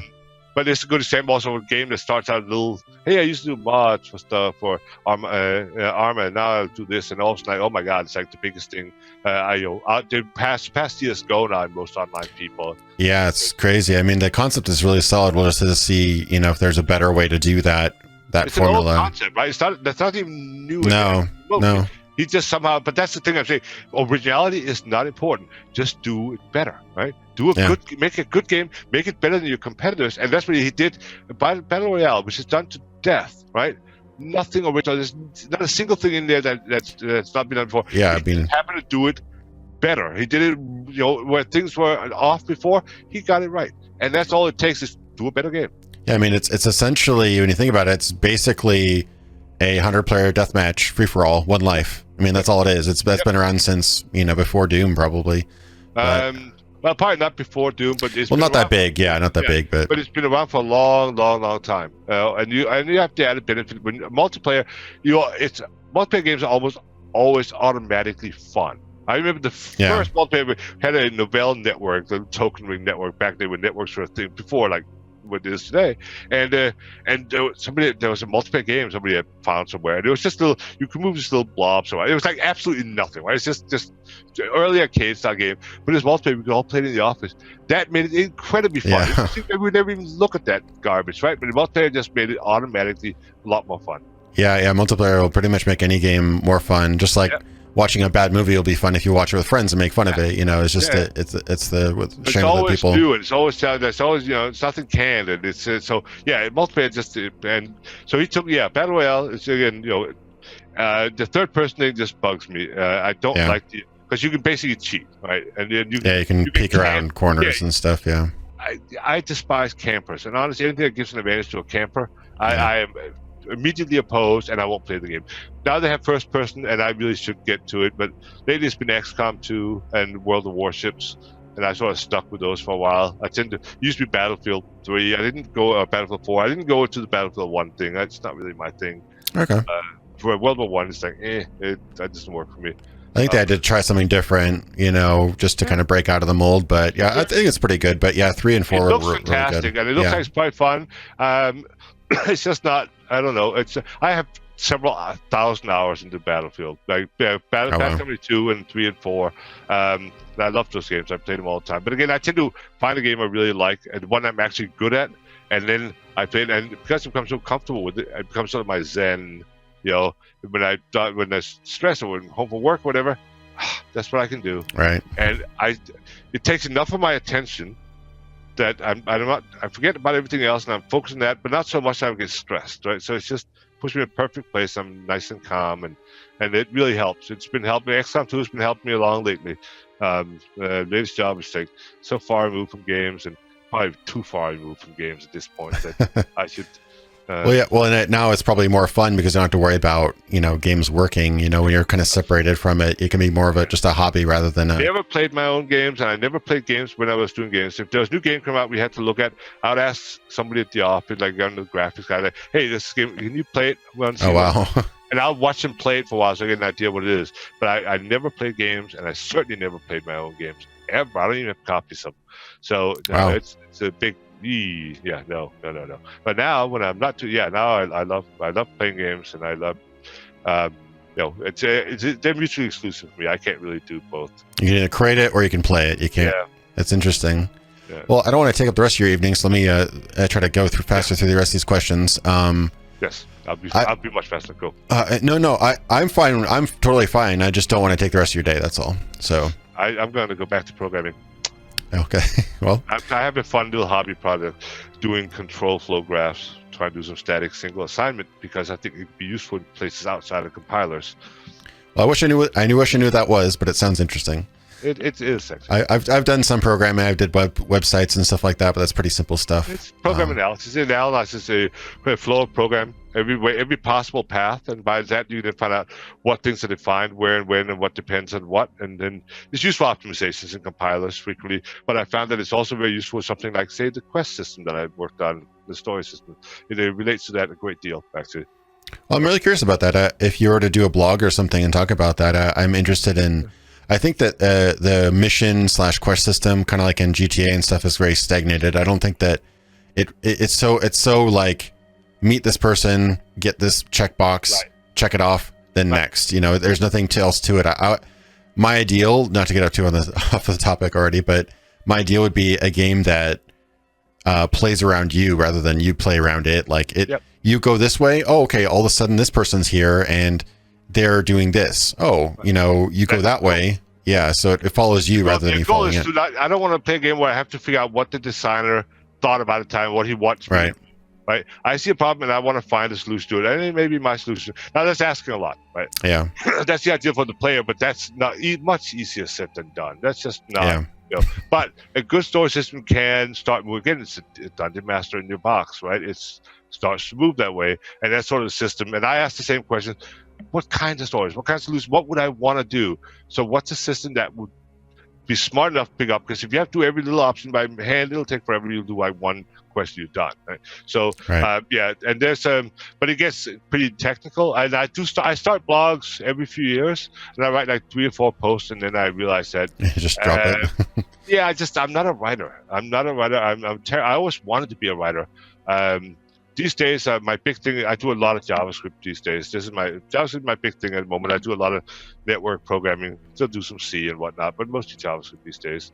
And so and like most things when I program, I study to the nth degree, right? So like every little detail, and I experiment, I write stuff, and this goes on for years.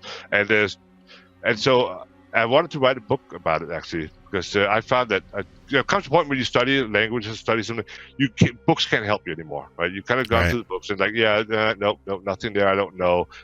Maybe since I've gotten to the end of books, maybe I should write one that fits there. So I really wanted to write book on JavaScript, one that's like, okay, if you already know JavaScript really well, this will be the book you want to read. Like, this doesn't assume you don't know it. It won't teach you anything. It assumes you're already really good with it. Now we're going to go really in depth and so forth with a lot of things, optimizations and stuff like that. So, and I actually started writing a lot of it, but I can never really kind of get together. And it just, then I look back and read something like, oh God, I just read well. And like, I'm just not a writer. I really want to be, but I think I have to accept that I'm just not. Maybe you could just do vlogs or something like that. Just flip on the camera like you're doing now. Just talking to the camera. There's people who do that. And that might be easier. Strangely enough, I've written a number of game designs. A lot of times they're really short and terse. It's just like, because I can't write. Why should it be so verbose when like these 3 words express it just fine, right?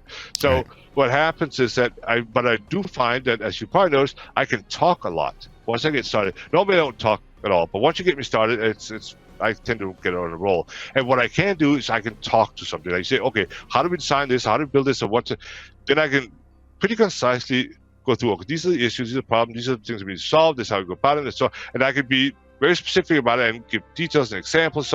And I realize that I can talk it, but I can't write it. It's the writing part that's getting to me. Right. It's not the content. So somebody suggested, so what I did for the game designs is I would record them.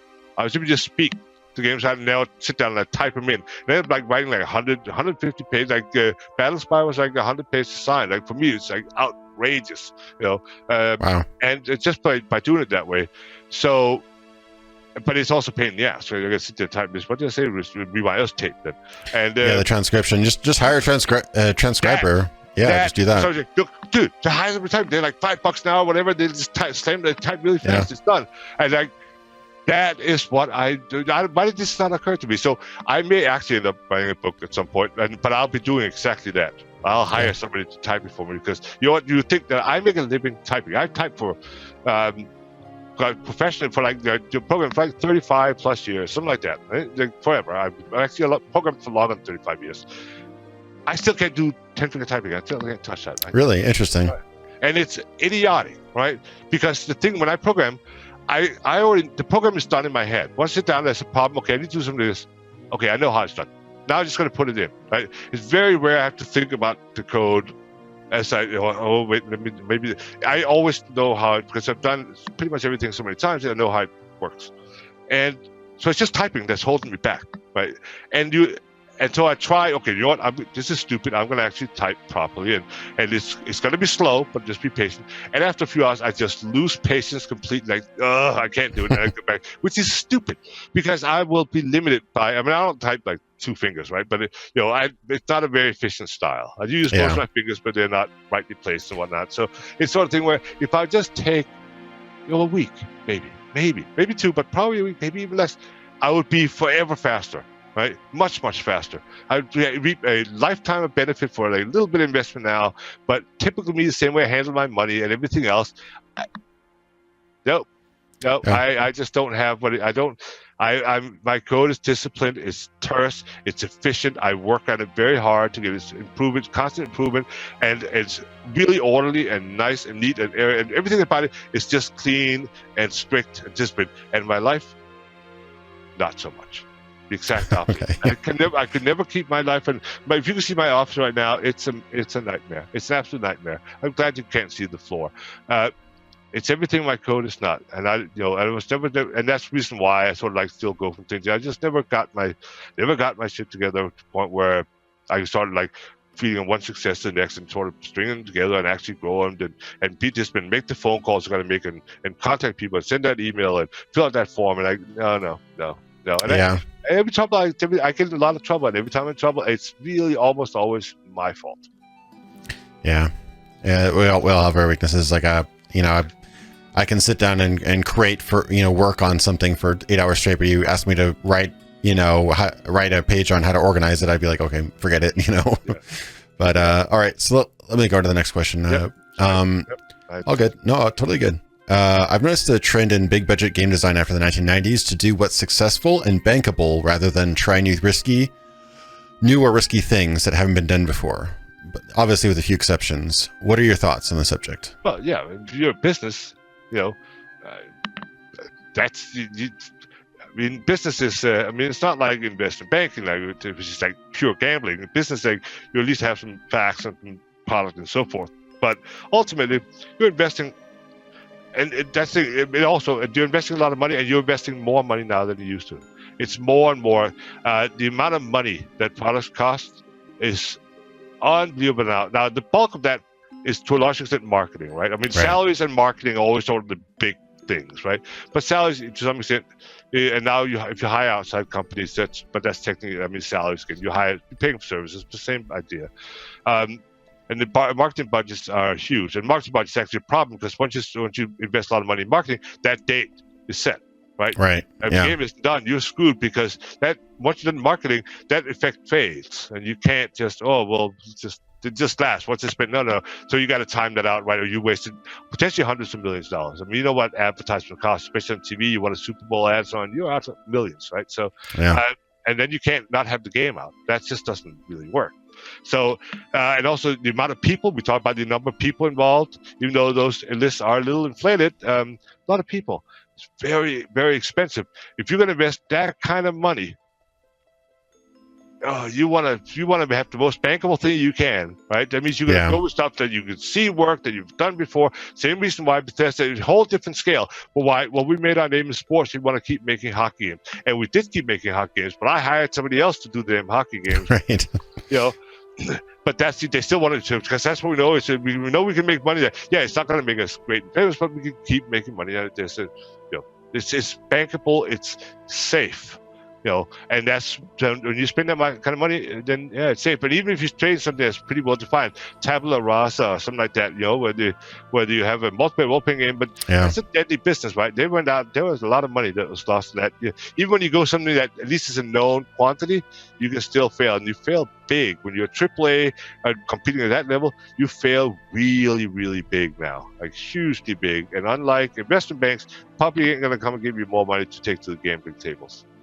Yeah, I can definitely see that, and it's crazy. I think I read when I was doing research on Looking Glass Studios, what we mentioned earlier, the guys who made Ultima Underworld, and they made Thief, they made System Shock, really, really like huge games, Their most successful game, I think, was a Madden game that they made like early on, like one of their first games, just to pay the bills. Like EA was like, "Hey, make a Madden game," and they were like, "Okay, we'll do it," and they threw it together, and that was like their most fiscally successful game. So it's kind of silly when you think about it, but.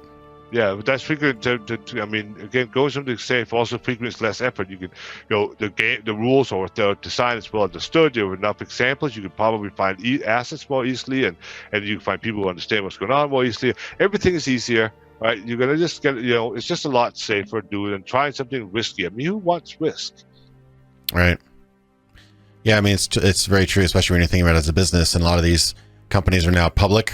So it's all about return on investment rather than, that's hey, exactly what it is. Yeah, that's too bad. But I guess that's a reality. They're obligated, legally obligated to maximize their profit, as much as possible.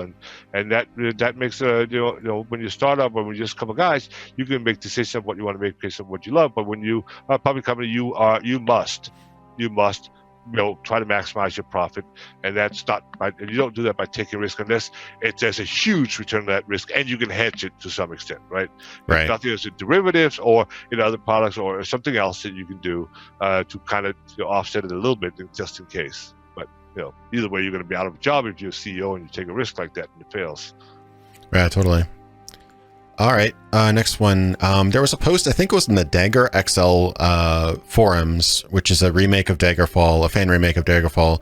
There's a post attributed to you about the games you worked on, and your favorite being Battlespire. Yes. Is this true? What are your favorite things about it? And it's true-ish. Okay. It's true-ish in the sense that, it's not my favorite game as a game, but what I liked about it is that thing was on rails, right? It was basically, I sat down, I did the design. It was my long design. It was really good. I saw it. I had some people, I have graphics guys. I said I programmed it. It was really well designed, well thought out, well programmed, and everything together. And then it hit the deadline. We did testing. And it was out. It was just clean and smooth, and it was just a really solid professional job. Whatever the game might have been, I kind of liked the game, but it wasn't anything special. Let's be honest about that. It was just a solid product. I felt like, I got this under control, and I did, and it worked well. It's kind of why I like it, because but it was also to some extent what screwed me up with Morrowind, right? Okay. That's coming up, but okay, so you're saying it isn't necessarily your favorite end product, but it was a really clean. Yes, it was your favorite production. My favorite production. Yeah. Bethesda, just because it was as clean as it was, and that, Well, the Morrowind issue, that's an issue. When is it coming up? Yeah. Okay, cool. That's interesting, because I didn't get that from the forum post, but that makes sense from you actually managed to hit a deadline, got it done. It wasn't, pulling your hair out at the end of the Because I got through the arena and Daggerfall. At this point, you know what?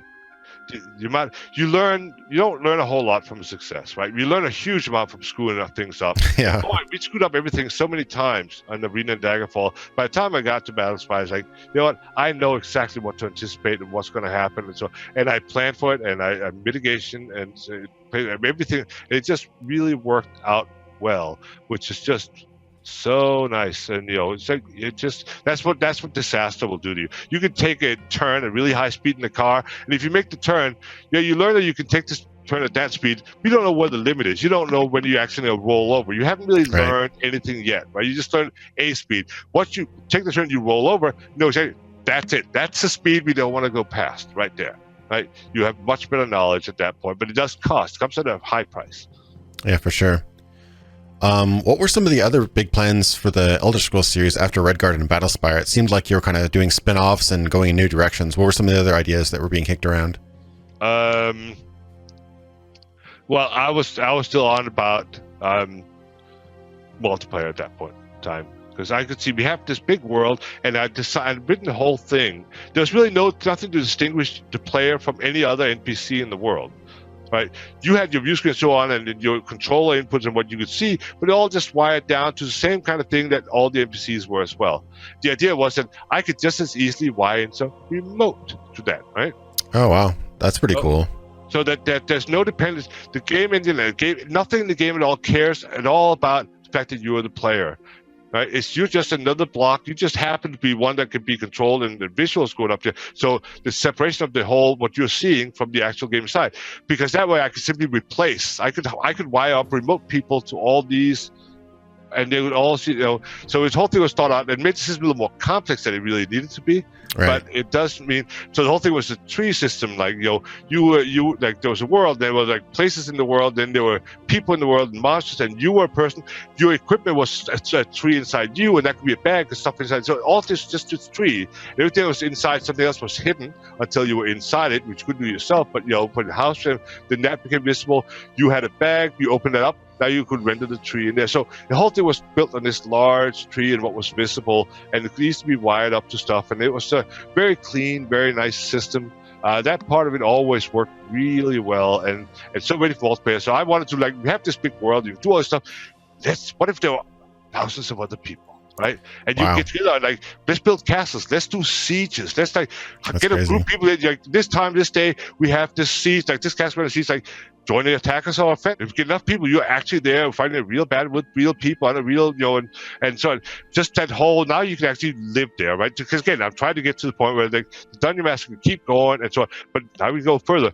Now you can live there whenever you want, right? And it becomes it started to become sort of World of Warcraft TV, but the idea was that it's not just a social, it's not just a Facebook in the fantasy world. The idea would be to actually have the same stories, all the same depth of it, except that some of the NPCs are now simply replaced by real people.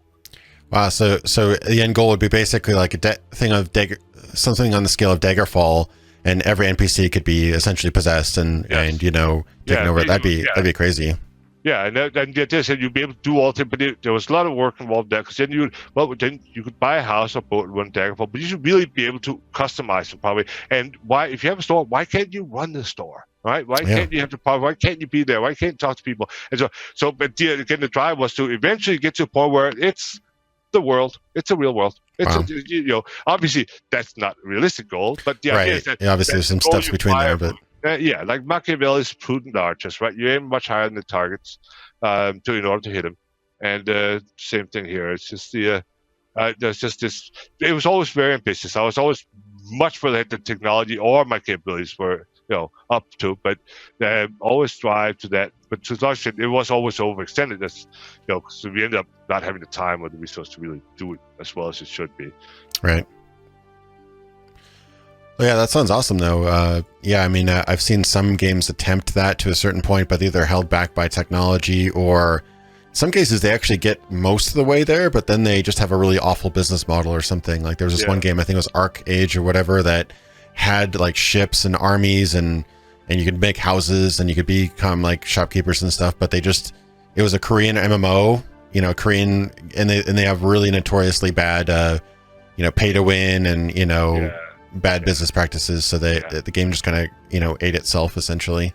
Right. But that kind of idea, I mean, that could be immensely popular if you think about it, having something of that scale. There was one there's a game it's out. It was out on PS3 and now it's just coming out on PC. It's same people did Myth.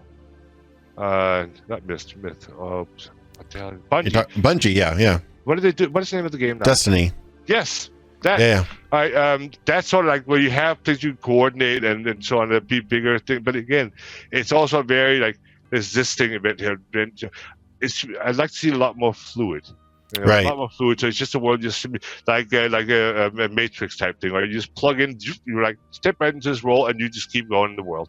Right? Yeah. I think the problem with Destiny, I love like the fluidity of Destiny is amazing. Like the actual like playing it. I don't know if you ever played it. It was mostly console. It's now it's coming out on Tuesday, I think. I watch a lot of games, but I play very few of them. Yeah, I say just from having putting a couple hundred hours into it, like Destiny had just really like controls like spot on. Everything just felt just right. But if they could just bring that to a bigger scale, you know, more to do, bigger world, things like that, it'd be perfect. But Bungie does very clean code. I mean, not Blizzard clean, but it's pretty clean. Blizzard does their stuff is like when they say it's a beta, it's better than most people's release. Yeah, it's an expansion pack at that point. Yeah. It's amazing how I don't know much about their inner workings, but whatever they're doing, whatever their process is, especially the QC, is excellent.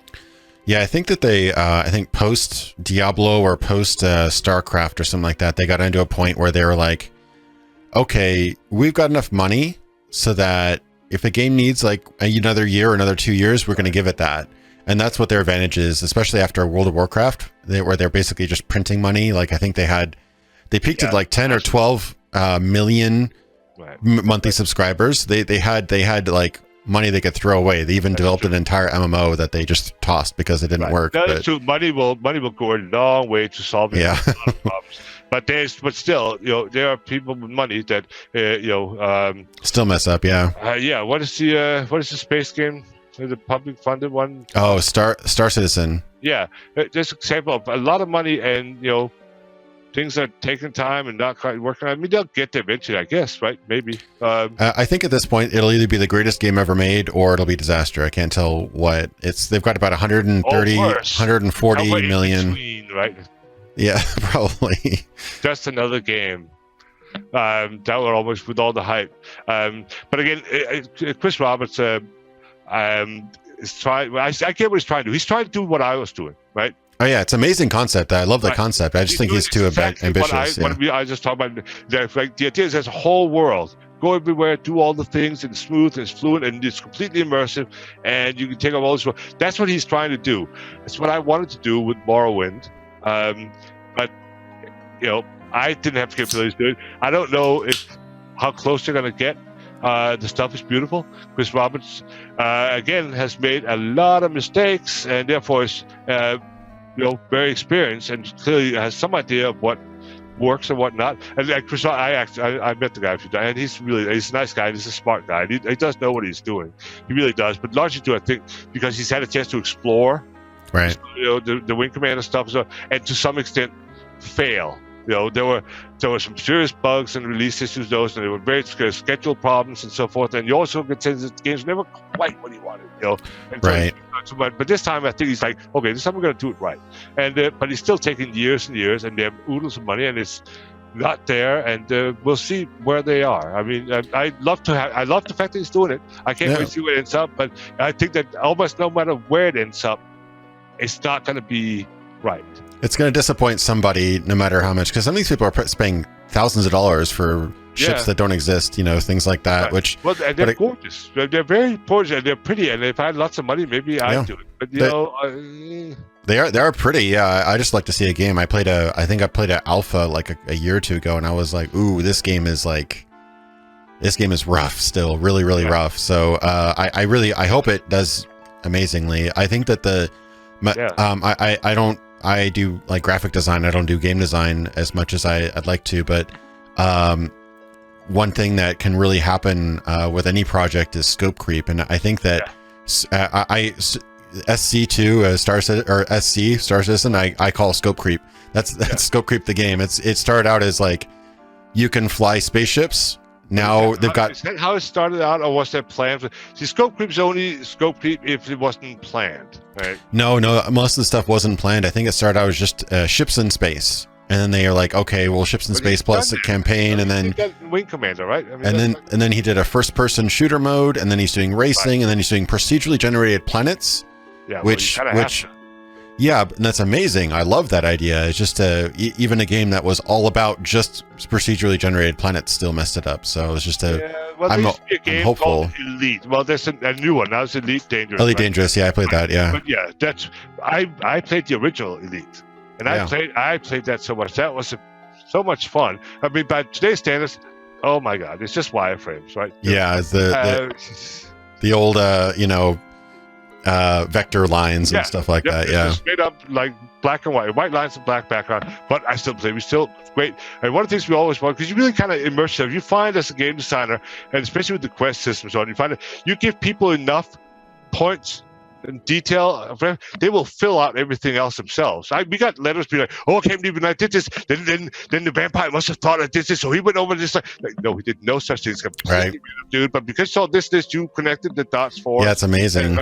And so that's what. And so Elite, even though it's just wireframe, you just ran around, traded, and shot things. We always wanted to land on the planet so bad. We want to go into the space. Yeah. Why can't I walk around the space? And we wanted that so badly. So I totally get, like, you know what.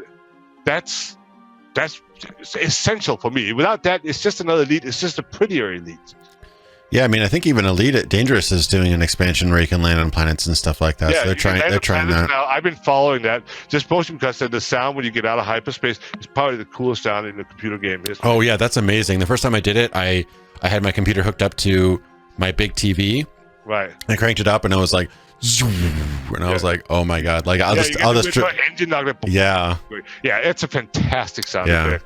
But it's pretty, and there's all the alien stuff, which is Targoids, I remember from the original, and so I have great hopes for it. But right now, all I see is a very pretty Elite. You're still just getting ships, shooting stuff, doing cargo, and that's great. It worked back then, but I want to go into space. I want to be real people that have some substance to them, not just storefronts, right? And that's just it's hard. Now you're back into that thing with Morrowind, where I want to take Morrowind and where Star Citizen was going, like we're trying to make real people, real life, and real things. So that immersion goes from, it's not just you just shoot pretty things. Well, let me get into that. I think the next question. Next question is, I've read about the troubled development of Morrowind, how it was intended to be a continuation of the larger scale game world like Daggerfall, spending the entirety of Morrowind rather than being limited to just Vardenfell. Yeah. Could you shine a light on what happened then and what your team's original vision was of Elder Scrolls Part 3? Well, vaguely. I left right around that time. Then there was kind of I assumed that I'm going to work on Morrowind. Of course, I'm going to work on Morrowind, right? But other people were still doing stuff. They weren't freed up and so forth. So, okay, well, while they're doing that, I'm going to just throw together a quick little game. So I decided to do a little kids game. It was easy and fun. A little sort of 3D, a third person. What is it? 3/4 view, like of a house. Yeah, 3/4, whatever. And then despite type graphics, but actually real dynamic lighting and do all kinds. So it's almost like a Sims, except not nearly a Sim, but just the house you have to walk around and do stuff in, and it's like a dollhouse. No, I could do that in a few months, and then while people get ready and so on. And so I was doing that. It's going very well, and then somebody got ready. They got started. I wasn't done, but it's like, and then so let them go ahead and start working on it. They picked people I would not have picked on it, and people are very into original and it's stuff to design. Like, this is never going to fly. It sucks. No, it doesn't suck. It's great. It's pretty original, but I'm not. It doesn't work. It just doesn't work. And so a lot of work started on this, and I wasn't involved, and I sort of got pissed off at that point. I tried to do something for the company. I work, and this kind of excluded me from doing what I clearly should be doing, because that's what I've been doing for years, and we've been very successful at it. So, okay, and I don't like where it's going, and I'm not part of it, and at this point, I was also very disgruntled by just how people were treated. I've changed a lot since doing Daggerfall. I didn't like the way the company was going. How it was not a good place at that time, and I felt sort of excluded. Like combined this thing, eventually, like, I'm going to leave, and so I did. I came back. I went to Sega and did some other things, none of which really panned out. Came back to Bethesda because they were having some issues starting up Morrowind, and so Todd was running things at this point in time, and Todd and I always got along, so there's no hard feelings or anything. Okay, that's interesting. No, not at all. Not. Chris Rubin and I had there was a little touch to go there at first because he was not happy about me leaving, obviously, and then because he was very staunch in his opinions, and I was like, I don't want any part of it, and he was still someone like that. but at least we could sort of be on speaking terms. And then later on, we talked like back in 2007 or so. It was great. He's been through his thing, and now everything's great. But at the time, it was still kind of touchy. Mostly, I was talking to the program about 3D math, playing equations, intersections, stuff like that, going over basic stuff. They had this engine they want to go with, and Tom's in charge. And Todd's idea is very different from mine, right? Very different from mine. And we were standing outside. He was talking like, "Oh yeah, our world's going to be huge. It's going to be this many pixels." And I'm like doing calculation. You realize that's like 1.5 kilometers, right? That's like, no, it's not. Yeah, it's like from here to those trees. No, that can't be right. They do it like math, and oh yeah, you're right.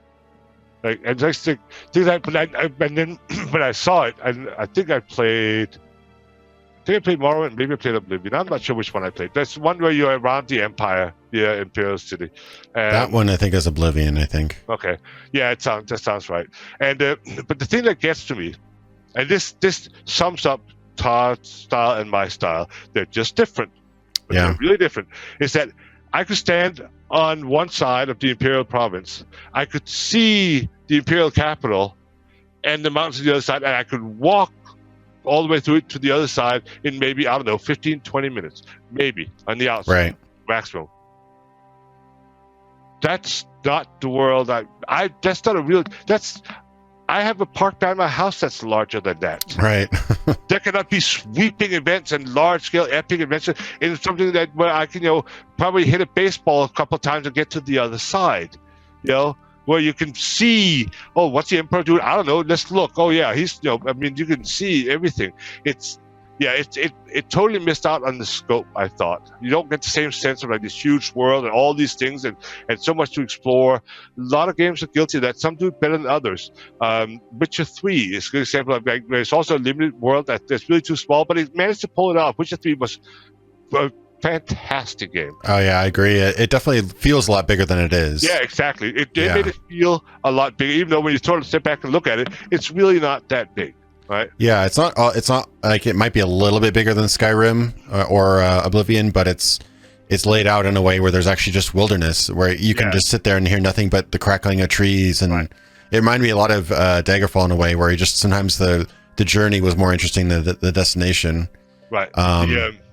But there's one thing that you might think is pretty awesome is there's another YouTube channel who does. He did a series where he would go from one point of Daggerfall in the Iliac Bay to another point and walk the whole way. And these videos are like something like 60 hours long. That's nuts. I haven't done that. I know. I think he might have just had a script or something. Maybe, hopefully, for the guy's sanity that he just had a script. But yeah, he has videos, so you can actually see exactly how many steps it takes to get from one side to the other, and it's many days. Yeah, it's crazy. Yeah, and that was the idea, right? It should feel, because even if you don't actually have to, you don't have to walk the whole way or anything, but you do have to. You do get a sense of it. I mean, there's just a sense because there's so much of what we, with stories of people fill in the blanks or the world, it just is an ambiance or something you can't put it on paper. You can't write a design for it. You can't even really describe it, but you know it when it's there, right? You know it, and that feeling I think was really important. And that was always, I wanted the real world. That means the real world size as well. Same thing with like Chris Roberts whatnot. There's got to be that way, or it doesn't feel right. And it's just this little toy world, and you can see all of it. You're done. You empty it out. There's nothing more. It's all empty. You look behind. It's all just props. There's nothing there, right? Because it's that small. And that's so but Todd sort of built his games that way. He built Redguard that way as well. There's a lot of scripted things, and things are very small and so on. And it works for him. It works for the franchise, and it's successful. But we are very different in how we design games. He has the advantage. He can get a lot of nuance into a lot of small space because there's not so much he can't actually design it all specifically. I have to think generically, right? How can I make this thing smart enough to adapt and come up with something viable? As opposed to, because it should adapt. Unlike the other game where I wouldn't already know what's happened, so I can write it to that. So your idea for initially Elder Scrolls 3 wasn't going to be Morrowind. It was going to be like, where was it? Where was the third one going to be? It was going to be somewhere else in Tamriel, wasn't it? God, there's been I was always talking about these things. I thought I remember something about God. I don't remember the names. The sort of cold place up north was one. Yeah, it was either Skyrim, I guess. Skyrim. Yeah. That actually became a thing. There was a Hammerfell. I think we had a Hammerfell title at the time. Yeah, I think I heard about Hammerfell. I mean, that would have been kind of weird because you guys just did Redguard, which was also set in Hammerfell, but I guess that would have tied in a way. Yeah, that's what the Redguard Todd sort of kind of ran with that thing, and and that was Redguard's very much Todd's show, right? It's not like he was fairly new to it, but he was a talented guy, and then so let him go, and so that was his thing. That's how his mission of it, and that's fine. But it shows where things were going, right? Right. And but again, it was a lot more controlled world, and he could do a lot more sort of detail with it. So there's some definite advantages to doing things that way, but it lost the feel. To me, it was never an Elder Scrolls game. It was a good role-playing game. It was a good game, but it was not an Elder Scrolls game because it didn't have that essential feel to it that is a big open world. Right. And so there was always talk about. So, and I always feel like that's fine. You can do that, just like I did Battlespire. You can do this, and it's fine to do this. To other things that are still good games in their own right and can still be canon, but are not like the Elder Scrolls games themselves. And Redguard wasn't, but then they kind of sort of fell into that. But that's what he's comfortable with doing, and that's what he's good at doing, and people are buying it. So whatever, it's there. It's just I just wish that somebody would also have carried on sort of the other tradition. Yeah, I think a lot of people like me. There's a few outspoken creators on YouTube who feel the same way, and also a lot of my fans. Like I think I just randomly wanted to do a video on Daggerfalls, and I was half expecting to get completely flamed online. So I did it was like a 12-minute video on Daggerfall talking about what I kind of got out of it. And then all of a sudden it got like 120,000 views, and people were talking about, oh my God, I'd love to see all this stuff in. Like people were shocked that climbing never went back into the series, like being able to climb anything. I mean, obviously it probably could be improved a little bit, but everything could. I knew, honestly, I would love to do a Daggerfall again. I know there was some open source and some public projects going on that I looked at briefly, and I thought, hey, maybe I can help because I did one. Like, I wonder if this is like this modify that modify. Like, hey, I can just check the source, and I realized I don't have the source code. Oh, you don't have the source? Yeah, no, I don't. Yeah, right. Because every time I write something, the boss is always intellectual property. You got to values. We derive something. Like, to me, like I'm done with it. The next one is going to be twice as good because I don't never go back and reuse something because I've done it. I learned all this stuff. The next one is going to be superior. I'm not going to reuse it, right? But that's different. They consider that property, and I consider it a learning step, right? So, but it turns out I really thought I had source code, but I don't actually have any source code for anything. It probably would be open. It'd probably be open source at this point since it's freeware. But yeah, if you don't have it, then it doesn't really help. But you probably know how the game works. You probably digging into it. You probably remember certain things how you did certain things. I mean, at the time, and that's the thing. This would be bizarre when you're a programmer, especially working on something like this. There's probably 200, 300,000 lines of code. Right. An arena, because it was assembly, it takes up a lot more lines, maybe 500,000 lines of code, right? These are just huge, all things considered. But when you're working on it, I could tell you where everything is. Like Names of Gene, I can tell you exactly where it is, what module, almost what line, exactly what it does, and how it works. Yeah, I mean, it's like technically encyclopedia, but you're so into it, and it's all right in your head, and you're always working on it. You know exactly where everything is and how everything works. The moment you're done with it, haven't been doing it for a little while, it's like, no clue. It's like clear memory, you're over with. Yeah, it just goes away. I can't remember much of anything about the code for Daggerfall at all. I've said Hammerfell, I'm thinking Daggerfall, yeah. Daggerfall, I just can't remember any of the code for it. No, I remember some of the assembly stuff because of the rendering, and because we had a weird bug on a Cyrex CPU. There was actually a bug on the CPU, the hardware itself, but it kind of kills us. We did a lot of self-modifying code in those days. You had to self-rendering. So you have assembly code that rewrites itself or write assembly code specific to what rendering does, unrolls loops, and it sort of adapts. It keeps rewriting itself to what it's doing. And turns out if you write to the cache, the reader head cache, and hit it right on the edge and a certain timing, it would sync that it would write it to memory, but it wouldn't keep it in cache. You had the wrong opcode. You look at the debugger, it looks fine, except it's not, and died. It took us it took us almost like a week, 2 weeks to find that. Yeah, it's always difficult when you have no idea what's wrong, but it's wrong. Well, we found out exactly it's this routine. It's right here. It's wrong, but there's nothing wrong with it? We're looking right at it, and we put a no up in, and it works. Check it out. It doesn't work. Well, I'm not putting a no up in my tiny little rendering loop. That's just not happening. Right. And so we eventually come up with a way to do it predictably and send it to Cyrix and like, oh yeah, we have a problem with the chip. Yeah, okay, thank you. So they're not there. There were no Cyrix anymore. There's Cyrix, AMD, and Intel. Right now, it's just AMD and Intel. Yeah, I don't even remember Cyrix. I mean, it was Intel, and then it wasn't IBM that made the 46s and stuff like that back in the day as well. No, that's always Intel. They did IBM's been doing like mainframe. I forget the numbers, some 3-digit number. I've never actually worked on any of the IBM. I don't work really on mainframes. I did when I first started programming in my teens. We worked on a big, UNIVAC, some sort. It's the octal computer, which will blow your mind because your byte is now 9 bits. Wow.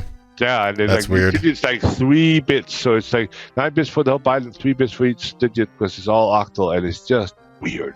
It's really hard to get to grips with. Is it more powerful? Like No. It's just really, a thing back then. You still have octal notation. Any programming language, you start a number with 0, it's an octal number, right? Okay. So just be careful. You write 0, 1, 1, you're not getting 11, you're getting 9. That's weird.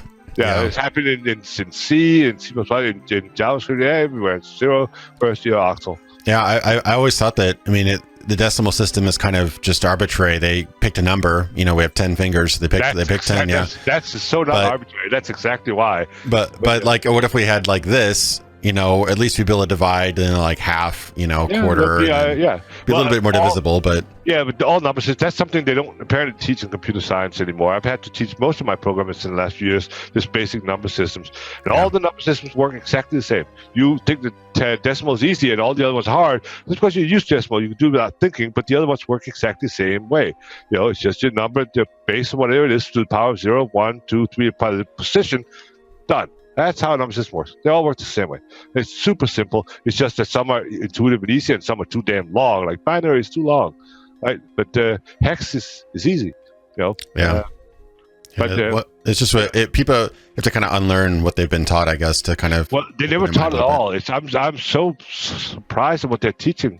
It's like they come out of school and they've been taught Java and Python and really no basics, no fundamentals of like just number systems and how a computer works and transmission and protocols and bits, and they can't do logic operations. I because of my days in assembly and then C, I'll frequently use and or and XOR, like exclusive OR in JavaScript, for example, these days.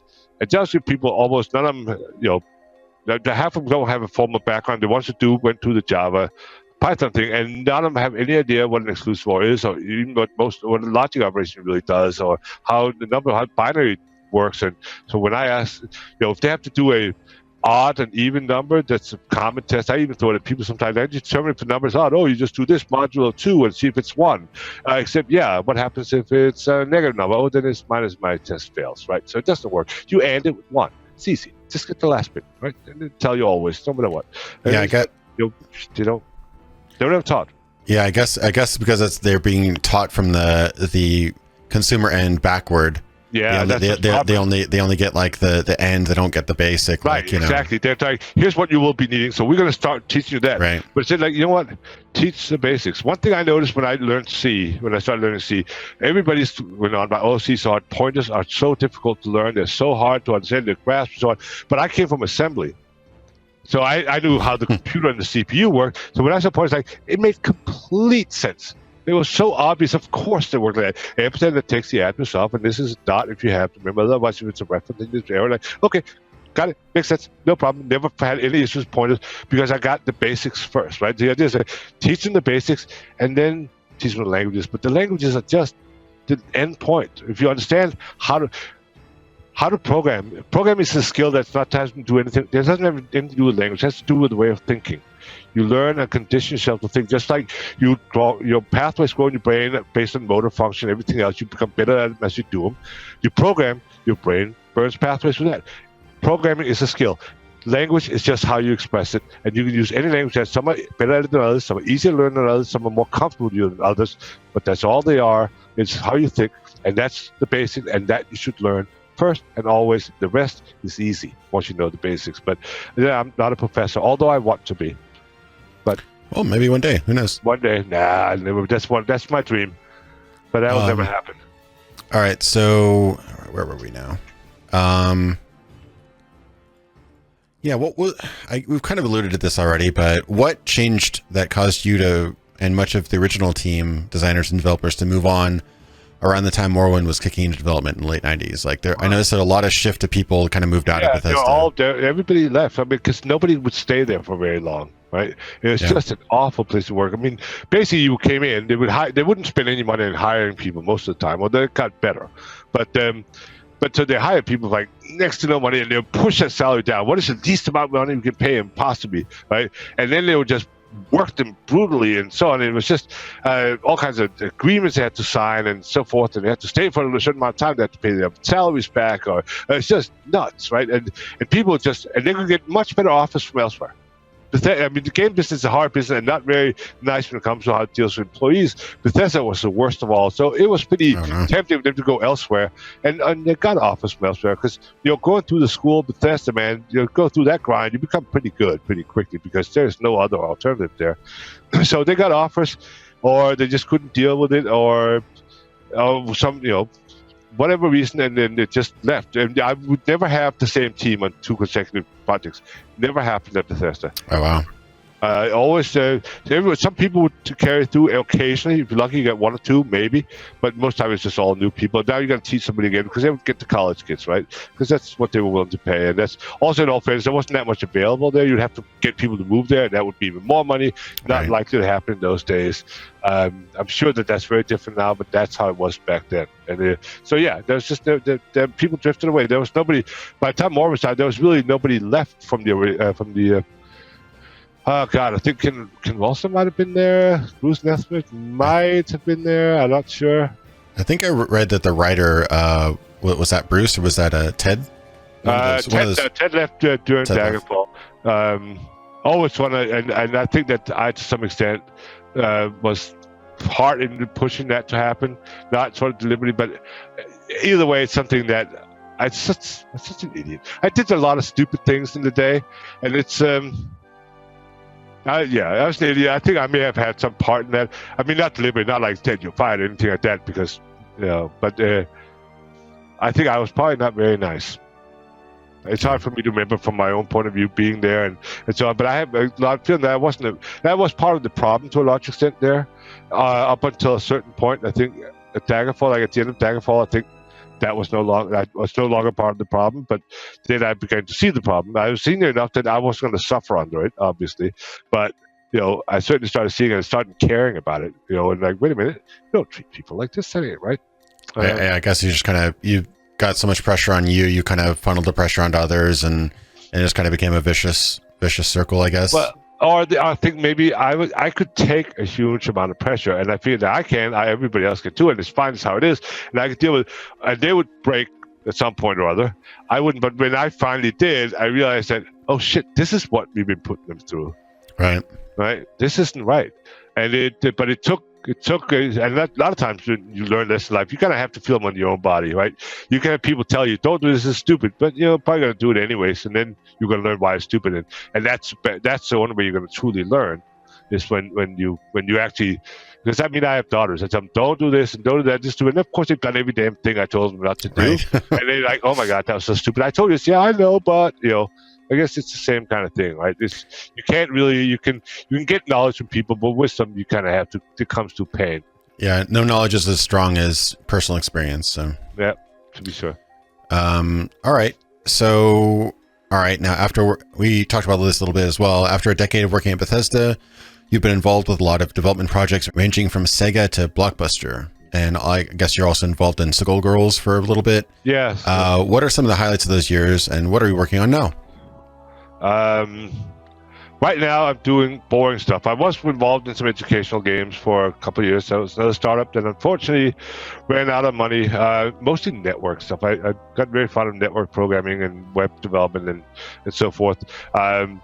It's nothing like games programming. It's not challenging, and we do have games programs a lot of times on these, like mostly Unity guys and educational things. So, but some of them are talented and they have great potential, unrealized potential, just because they They haven't been too. They don't understand what real AAA game development is. Right.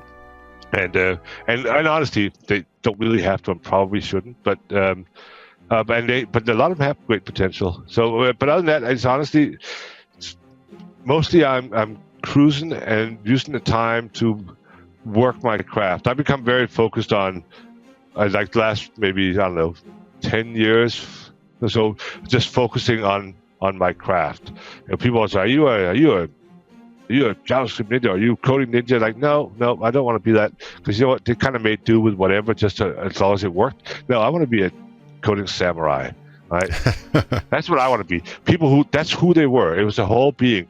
Everything was about that. They, wouldn't go to the bathroom, I take a wooden sword, because a samurai should not be without a sword. It was everything they were. And so that sort of dedication, like sort of honing, perfecting, and studying, and optimizing, and thinking, and that's sort of what I'm about. So I don't really care very much about what I do anymore, the products, but I care very much about my work. And that's really a bad thing to say at job interviews, by the way. Like, so what makes you excited about our product? I'm not sure what you do, and I don't really care. But I can tell you, the work I will do will be the best ever. And so, yeah, I don't quite phrase it like that, but yeah. It sounds bad, but it's probably the best kind of person you want to hire, because you could have somebody who cares about the product, but if they aren't good at their craft, then who cares? And what happens what if you have multiple products? What happens when the next product? Well, I'm not enthusiastic about this one. Yeah. No. I don't care about that one. Right. And it also, the nice thing is I can work on almost anything. Right now, I'm doing banking software for a large, and who shall remain unnamed, largest, one of the largest, if not the largest banks in the U.S. Don't get in trouble or anything like that. No. Actually, I am allowed to mention that I work for them. So. So that because I went through the compliance training, one of the 1,000 compliance training. So I am, I technically don't work for them. I work for somebody who's contracting there, but it's banking software. It is not the kind of work that I'm not being challenged there at all, honestly. And that I find is really becoming the most important thing. Give me something really hard. Something that's not been well solved, something that's not a lot of examples out there. Give me something really tough. That's not what I'm getting here. But I spend my time, weekends and evenings, sort of programming things that I think are fun. Oh, cool.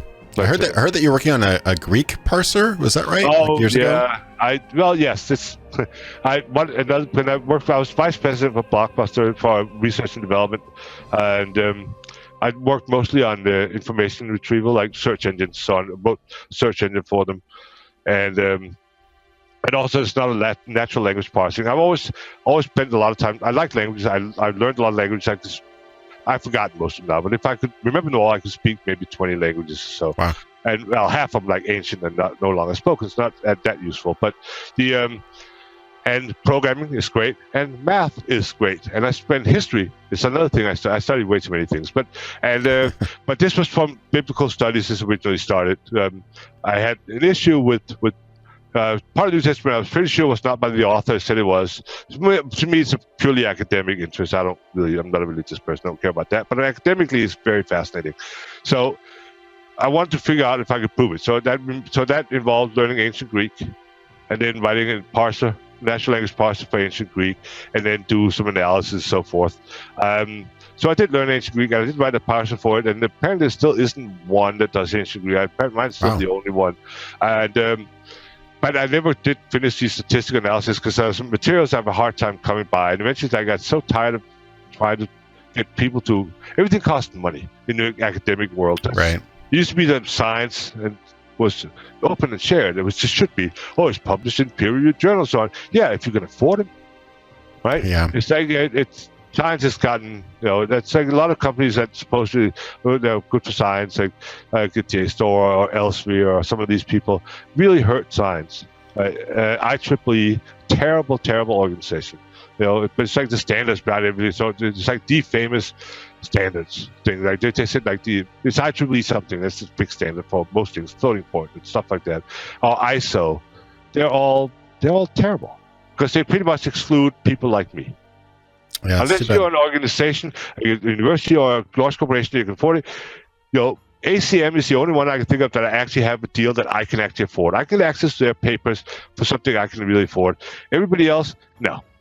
Not a chance. Yeah, it's weirdly like corporate and business-like now. I never understood the idea that you had to. There was such a big barrier to knowledge, especially when a lot of these guys are publicly funded and things like that. Like I don't really get the idea. That's the thing that also bugs me. Like, you know what? Wait a minute. I'm pretty sure I paid for your study. You know? Yeah. Although what I do find, a lot of times the papers are published.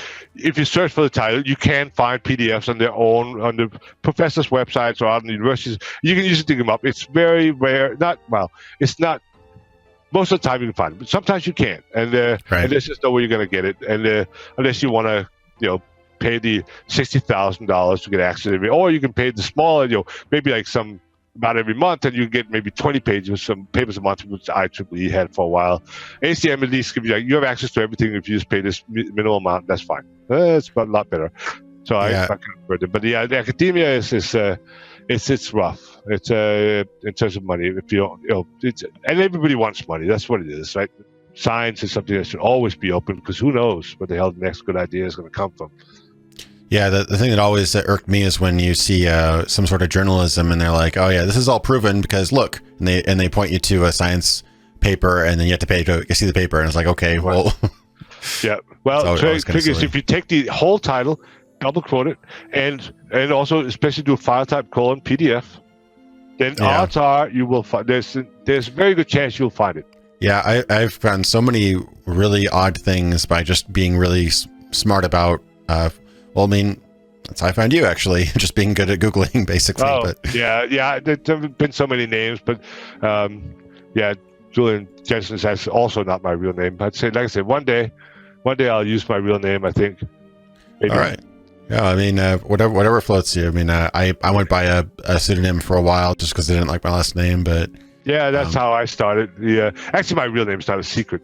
My real name is actually Benny Jensen, but Benny is such a weird name in Denmark, right? Because it's spelled with an I at the end and instead of Y, and there was like some kids' books at the time that named it. It just got teased a lot. I never liked the name. My mom named me after my dad, who left before I was born, right? So it's like, okay, whatever. And to combine that, and so it's like really weird, sort of unusual first name. And then Jensen, which half the people in Denmark are named Jensen, right? So it's Jensen's really common, Archibald Smith or something like that. It's like really just odd. And then when I started in band and we started becoming popular, then decided I'm just going to go with, I forget what it was. I changed it to something. And then I did some work in movies, and then I changed it to something else again. And then I changed it to computers, and one type of computer, I changed something else, and I changed it again to, and I changed it again sort of a few years ago from LeFay to Jensen. And I don't know what the next one will be. It'll be something. I like Julian. Julian's nice. It has a nice ring to fits me. I've used that for quite a while now. It kind of suits me, but I'm thinking that Ben might be okay. But it wasn't like Ben Jensen. It's kind of like really that 3 syllables, like the sort of 3 E's right there. Yeah. I'm not sure that works, but I could almost live with that. I don't know. I'll think of something when the time comes. It'll be when there's some big change. I don't know, but I suspect that won't be too far off.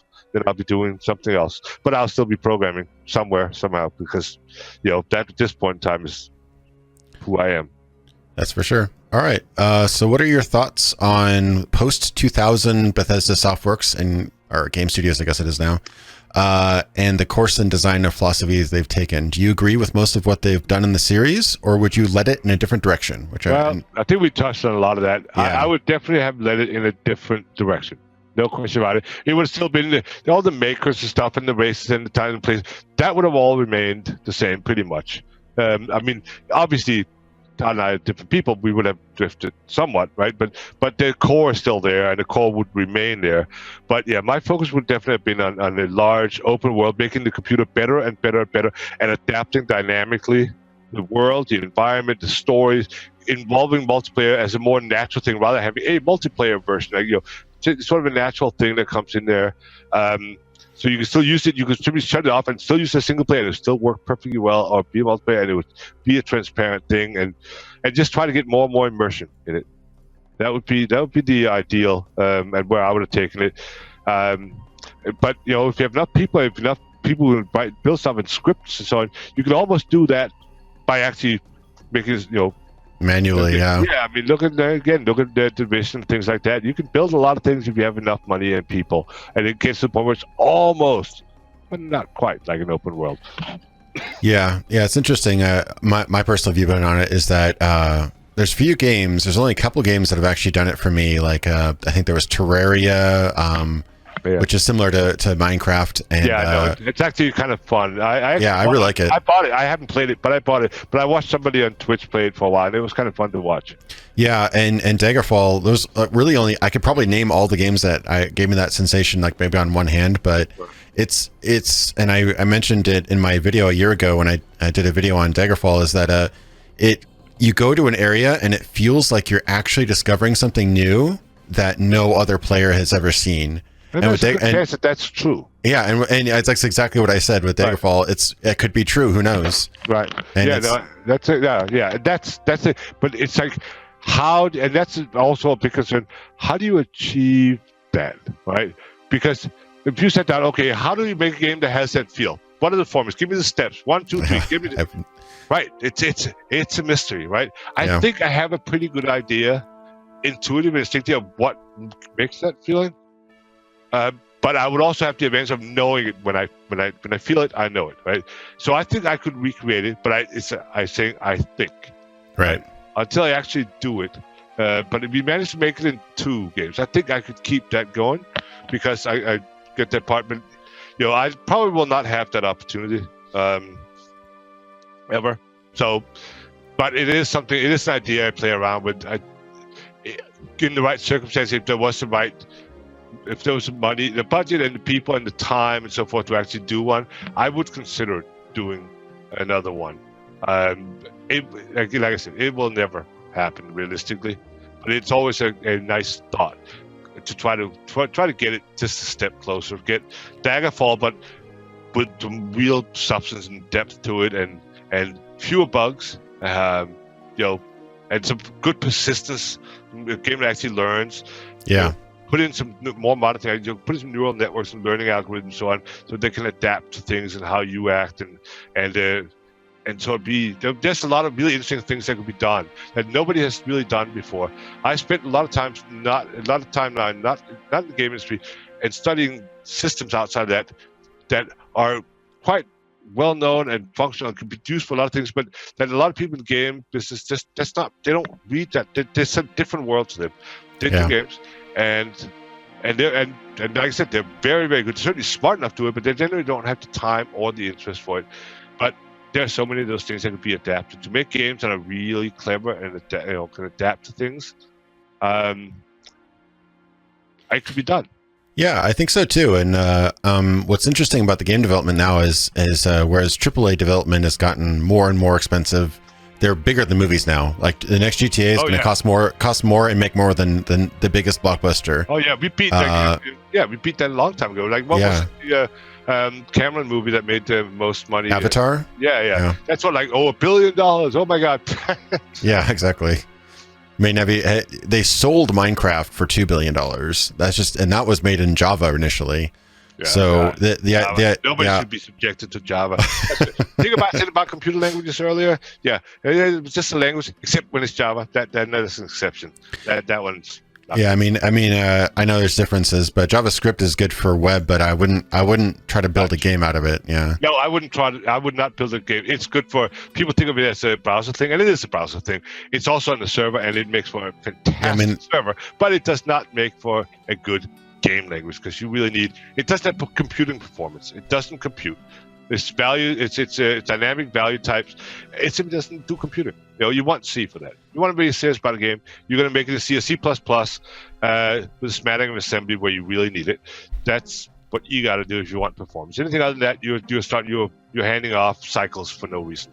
All right, we've got a few more. Yep. What do you think of the Daggerfall fan remakes such as Dagger XL and Daggerfall Unity?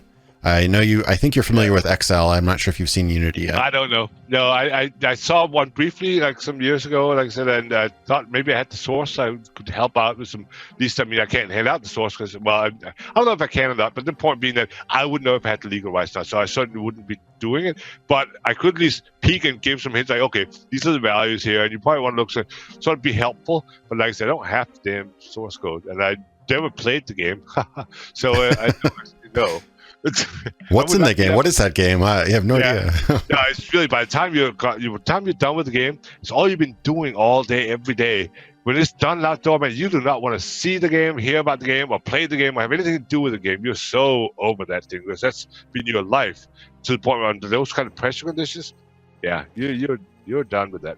And it's permanent too. So if you didn't get to something where you wanted it or where you're happy with it, you can't stand looking at it again because you will always know. It's one of those things where you can't see it, and oh my God, you notice something and like you can never not see it again. Right. Okay, cool. I'm happy they're doing it. It'd be great. And hey, maybe one of those projects can one day go into the Daggerfall that we would all have liked to have made. Yeah. That would be fantastic. And if I could be of some help, I would be happy to help. But I honestly, I have not been following it, and I wouldn't be much help as a Daggerfall guy. I could potentially be helpful as a programmer, but I don't know. You don't think you could consult? You don't remember much of the mechanics or the algorithms much anymore? No, not really. I mean, maybe if I spend time really thinking about it, and maybe Bethesda has source codes. Maybe ask them like if I can have a copy. Who knows? It's 20 years. It's ancient, right? It's not like they're ever going to use any. No. They released it as freeware. They don't even sell it anymore. So it's completely. Yeah, they released freeware. I don't think it's open source technically, but they released. You can go to Bethesda.com and download Daggerfall.exe for free. So. Okay, but that's something. So, but that's the executable. Yeah, I don't think they've released the source. Right. I don't know how much of the source. Yeah, I mean, they probably won't release it. I wonder if I asked you to give me a copy. Probably not. Although it really wouldn't hurt them because it's not like A, I would hand it out, and B, they will never use that source for anything. I mean, it's so old now. The technologies have gone so far. There's nothing there for them. So I was just like, at least nothing else. Like I spent a lot of my life working on that. And I'd love to at least look at it again because it'd be kind of cool. I mean, I'm sure you'd see parts where you're like, oh my God, I could do that in 3 lines or whatever, But yeah, I was, again, like I said, the risk of being full of myself. I was a good programmer back then. I mean, that was my thing. It's what brought me to the U.S. and got me the recognition first. Bring that even into possibility, but. Now I've spent so much time honing on that, and I don't know that I need necessarily be as good as but technically, although I don't see why I wouldn't be, but I do know this. I have a lot more experience and knowledge now. So many, decades of studying and thinking about things. Yeah, I can look at my code now and go, oh my God, and do to myself what I do to most of my programmers these days. I'm pretty hard on my programmers. But one of them just applied to the company I work for, and they were very impressed with his programming skills. And I think I had, and he's someone acknowledged that I had something to do with that because I will pressure people they work for, not in a hard way, like, oh my God, but like, you can be better. Like, what's the problem here? How can you do this better? I constantly challenge people, constantly like, keep them up their toes, here's some new stuff. What do you think this code does? Have you seen this before? And so and they come out of there again, you can do that without stressing people. Right. It'd be fun. But if you don't challenge people, like if it, obviously you probably were put more pressure than needed on, but if you hadn't been challenged so much from making Daggerfall and things like that, you probably wouldn't be as good as you are today, No, I wouldn't have. But then on the other hand, I may not have been a very good person still. And honestly, between those two, I'm kind of okay with it. It all sort of, all's well that ends well. And I'm kind of okay with that. As you get older, especially, and I spent way too much time thinking about philosophical topics and the things that are valued to me. As much as my craft is important, there's some bigger issues as a person that are more important to me. Right. And I'm sort of these days, Socrates is a lot more important to me than Knut or any other computer scientist, really. Although I read them both, of course. But there are other questions. What's the equation on your shirt, by the way? I was curious about that. I'm not of the science. I'm sure that if your viewers might recognize it. This is an equation. It's almost not quite as famous as E equals MC squared, and I suspect it is not as famous as E equals MC squared because it is longer and has weird things in it that we don't normally see. I'll give you 2 seconds to guess. It is, of course, the Maxwell equations. James Clerk. Scottish guy. It's a unification of electricity and magnetism. This basically describes the electromagnetic force, and it has some other implications in terms of like time. part of what inspired Einstein to think like time, as in terms of a constant of being relative to, and it sort of what started him down the path to the theory of relativity. But just because of some things you can read in math if you kind of look at it closely. But before that, people realize, hey, I have electricity, and it creates magnetism, or I can move a magnet, and hey, guess what? I can electricity. How does it all work? And they could sort of write down sort of, then Maxwell sort of figured the whole thing out. And this formula sort of sums up the sort of beginning of like modern science in many ways. So that's kind of like the theory of relativity for electric and electronics. I mean, like without electricity and magnetism, you couldn't have made computers. Yeah, basically, just because the implication of the speed of light here, then it applies with time and speed of light and so on. Because there's sort of an assumption like an ether or time must be flowing differently. But this one kind of made some assumptions on time that then ended up being instrumental in forcing you to think about time. Like, wait a minute. There's something about this we don't understand, and that's why Einstein sort of went down that path and came to a lot of conclusions. But and I believe that he talked to great length about how important this formula was. I don't remember the exact thing, but I seem to recall reading something about that. So yeah, it's Maxwell, very important and kind of cool because it's like advanced enough you have to think about it, but not so hard that you can't actually figure it out, even if you're not great at math. That's cool. All right. It's like the Lorentz transformations. Like you can work them out if you sit down with them. Just ignore the funny upside down triangles. Well, don't ignore them, but learn them. Right, exactly. So next one, I've read that you were part of a music band and composed for several games for the NES and the Amiga. Yes. Do you still have a passion for and make music today? I did for a long time. I finally put my synthesizer and my gear and so on in storage. And then I still played the piano for a long time, but I must admit, I just haven't really. Let's see if I can find something fun here. I just got a Korg Triton for pretty cheap a couple years ago. I'm thinking about. I've done little bits as well, but it's something you have to really get into. You can't just like half, do music. You have to kind of do it all. It seems. That's actually one of the songs. And this picture of me very young.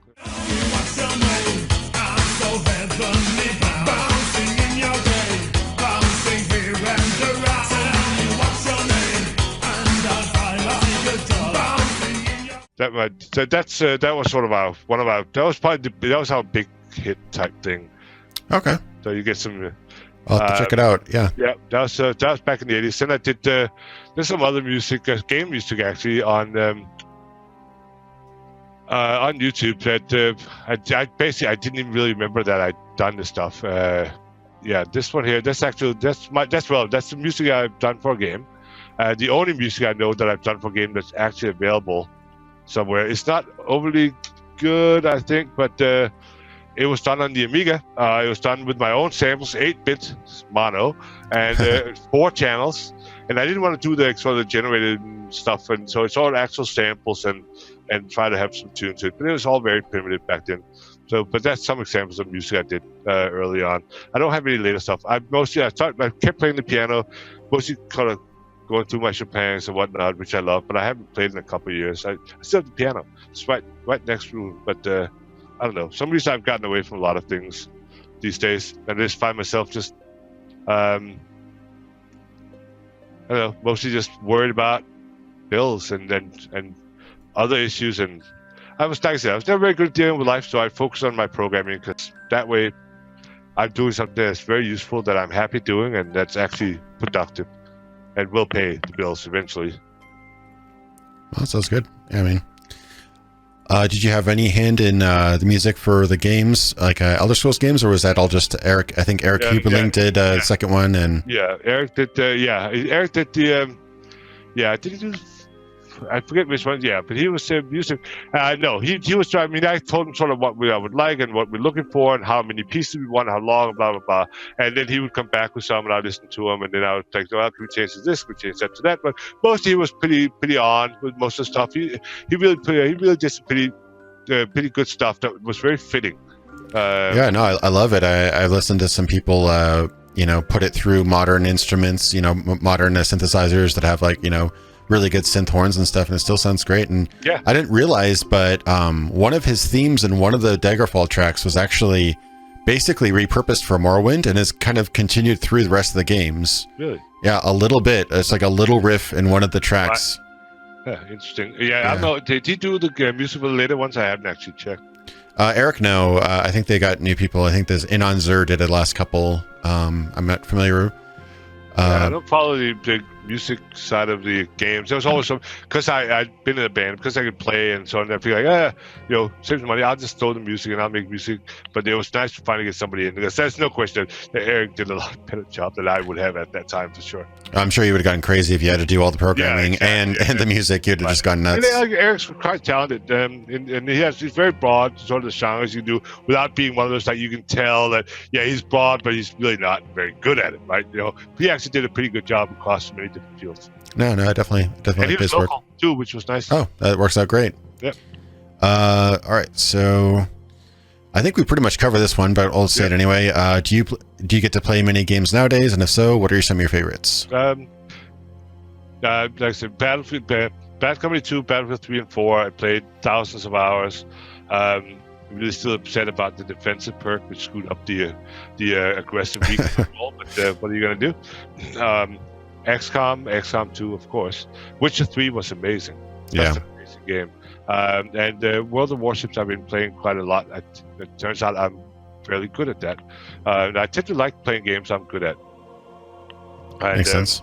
Yeah, well, strange enough. So that's really all. Right now, XCOM 2, want to beat Legend, modded, and I might go back and do it again because I'm taking way too long. I'm way too methodical in my XCOM 2 plays. I mean, by the time we finally get into the story missions, I'm already decked out and maxed out. So, okay, it's not much challenge now. It's really different. Are they going to do a long war for that, you think? I heard long war. Oh, I'm sure they will. It'll be a little while, but I'm sure they will, because long war is such a big deal. I installed I played Long War on the original XCOM. I installed Long War 2 for XCOM 2, but I didn't actually start it. I was going to, but then War of the Chosen came out, and I do like the way they have the whole idea with you can have these little enclaves of resistance people. You have to manage the people who are there and what they do, and the but I like the covert actions. It's sort of like a throwback to what they had in the original XCOM. I really like the idea. You put somebody out in covert action, you have to go pick them up, and they're there in civilian clothing with just the sidearms. That's fun. That's very good game design. It really is very good, very clever, very well thought out.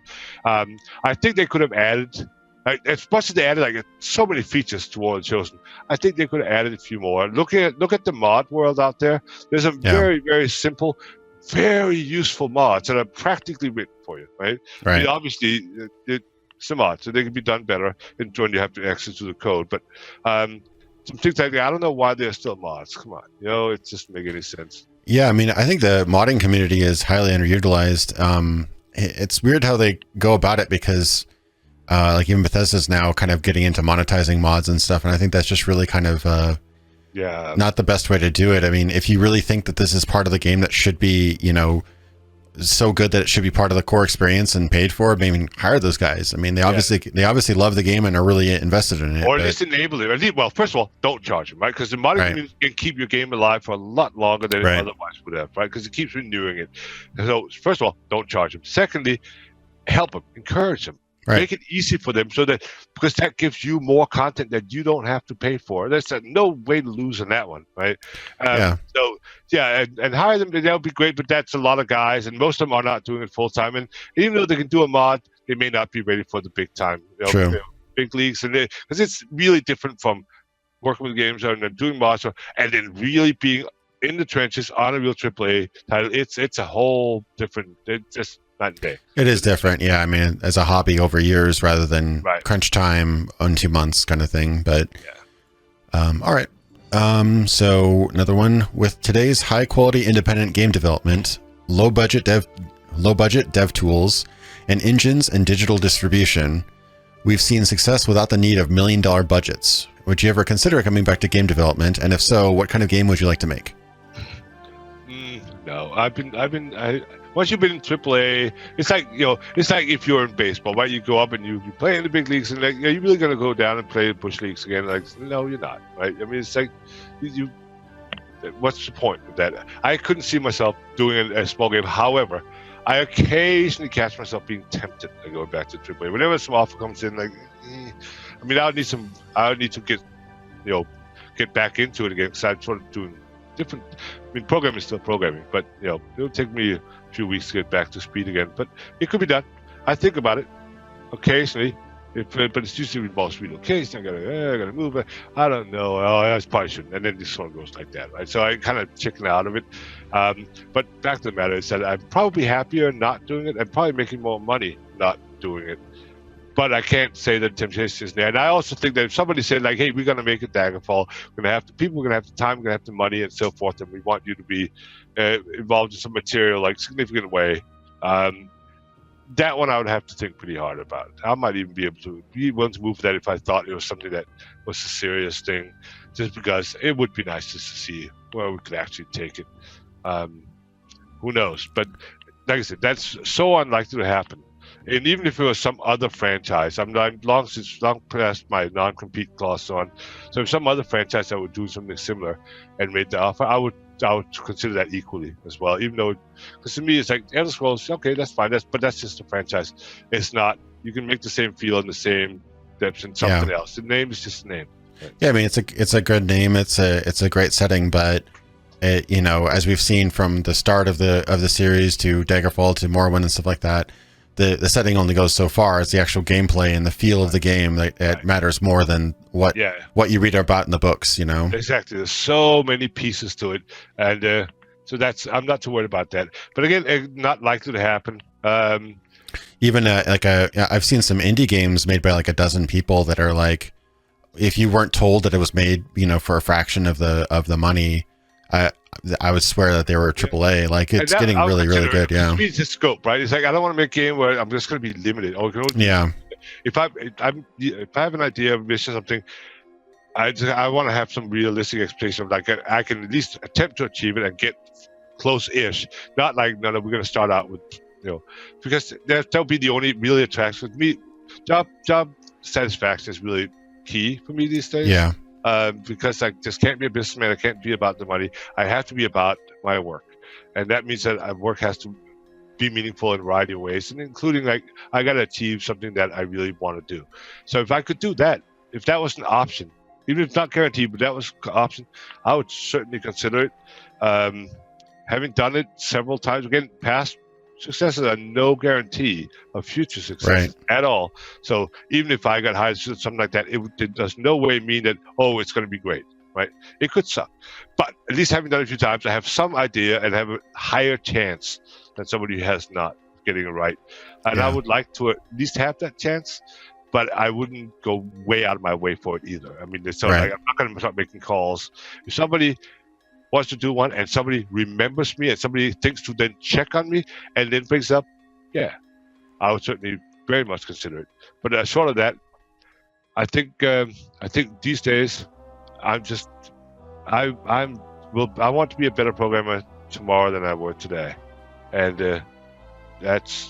then eventually I should be. I want to be as good as I can, because I don't know. It kind of works for me. It's very satisfying to sort of solving problems and thinking all the time, and it's like going to the gym except for your brain and around the clock. There's something cool about it. Yeah, it's like the ultimate form of puzzle solving, basically. Yeah, that's what a programmer is. It's a puzzle solver. Always, you're given some issue. You have to achieve this. Here, what you have, figure it out. All right, that sounds a fair answer to that. All right, I've got two more. Any words you'd like to share with fans of your games wishing for a return to old school computer RPGs like the ones you developed? It's brutal. It's thankless. It's awful in every way. But if you actually manage to achieve it and get something done, it is ultimately, when you come out on the other end and you're recovered, it'll be worth it. Up at that point, it'll be just nightmarish, but it will definitely be worth it. I'm still very happy I went through it. I'm very pleased with what we created, even though it was buggy and missed half the features I wanted.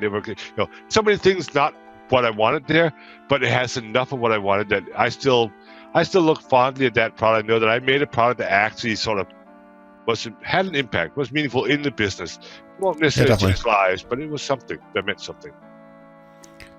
Great. And is there anything you wanted to share with people who, like, there's still today fans who still love Daggerfall the best out of the series, for example. Do you have any words for them, like any cool stories or secrets or something that would be interesting to them, and people that still love Daggerfall and Arena and Battlespire? Any words for them or any cool story to share with them?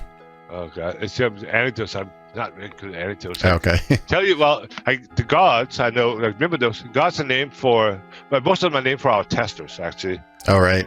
RK is actually RK. I forget this. Okay, yeah, that's funny. These are testers, sort of like their reward for being, pretty hanging in there. Some of them are named from people. Obviously, Julianus, god of logic, is me. Because I had to name one of that. But I guess lesser known is Shilgorath is named after Ted, because his name is Theodore. So Shilgorath, interesting. Yeah, Ted named him. We all sort of named it. Well, he and I named gods after us, but they sort of made him the mad god. I believe in the Daedra. He's technically a Daedra, but so it's named for Ted. You know what? I was thinking about it the other day. Like, there was something I can't, for the life of me, think of anything now to suddenly put on the spot. Well, let me ask you something while you're thinking about that. Was there any like arc or story, like twist or something like that didn't quite? Because you got kind of pulled off of Morrowind and then you left. Was there something that you had in the behind the scenes that was going to happen but won't because you don't have the rights to Elder Scrolls anymore? Not really? The idea was always just to be like, what we're doing is what we're doing, but we're just going to keep filling it in. I think what we have is the right product. I think what we have is a final product. It's just missing a bunch of pieces, right? So now the question is that keep improving technology and looks, and then we'll keep filling in all that stuff to add the substance to it, sort of just hanging close on the skeleton. It'll eventually get to be a real boy. Right. But it'll take a while, and it'll take some iterations of that. But as long as there's a lot of improvement every time, then people will be happy, right? Because they're getting their money's worth. But more importantly, because once you get this kind of game, it's not really about the money, because you get enough hours in it. It's not an issue of cost, time played, anything. It's like, it's a satisfaction there. Do they feel good? Does it pull them in? I mean, you play a game where you just don't want to put it down. Oh, you want to play a little bit longer. It's great, and you get into it. That's what you want to deliver. As long as you keep doing that and it keeps getting better, then that was the plan. Just keep doing that every iteration. Just bring more and better and flesh it all out. Because I really think that the product was the right one almost from the beginning. After we left the fighting game arena thing and came to actual role-playing game, then at that point it was the final and proper product. We just weren't anywhere close to the end. Right. Yeah. Just on that path. It was the right path. It just needed to continue, and like you said, it was off the path, and also mostly by my own choice, but because of circumstance. But my responsibility, and the path sort of veered off from where I wanted to go with it. It was far enough along that it's still fine and still doing its thing, but it's definitely a different game. If somebody wanted to see the game I wanted to make, if there was too bad that's not how the world works, right? It's like enough people say, "Hey, well, I guess this crowd funding these days." Like, if there are enough people actually want the game, then they could actually fund it. See, if there are enough people out there, they could fund it, but I guess they can. But that requires organization skills and willpower beyond my skills. Yeah, I mean, I actually even saw basically a spiritual successor, ish to Daggerfall get funded a couple years ago. So there's definitely a desire. I don't know if it's like billions of dollars, but there's definitely thousands out there that would like to see something return to that. Honestly, I don't want billions of dollars. Especially with the work I've done for the last few years, Blockbuster and banks. Billionaires are something I run into frequently and know a few and so forth. And I not only would I not want billions, I'd be kind of embarrassed. And what the hell am I going to do with it? I would like to have. So I was never looking for a lot of money. What I'm looking for is just enough money that's no longer an issue. Right. I just don't want to have to worry about it. But everybody, well, not everybody, most people worry about money. It's normal. I'm no different in that regard. I'm just really bad at managing things in my life, so I tend to get in more trouble despite probably making more than average, but being dumber about managing. Probably about somewhere about the same. If there was funding for it, it wouldn't need to be millions. It would just need to be enough to be reliably income for some period of time, then I would certainly consider doing it again. It's crazy enough. Yeah.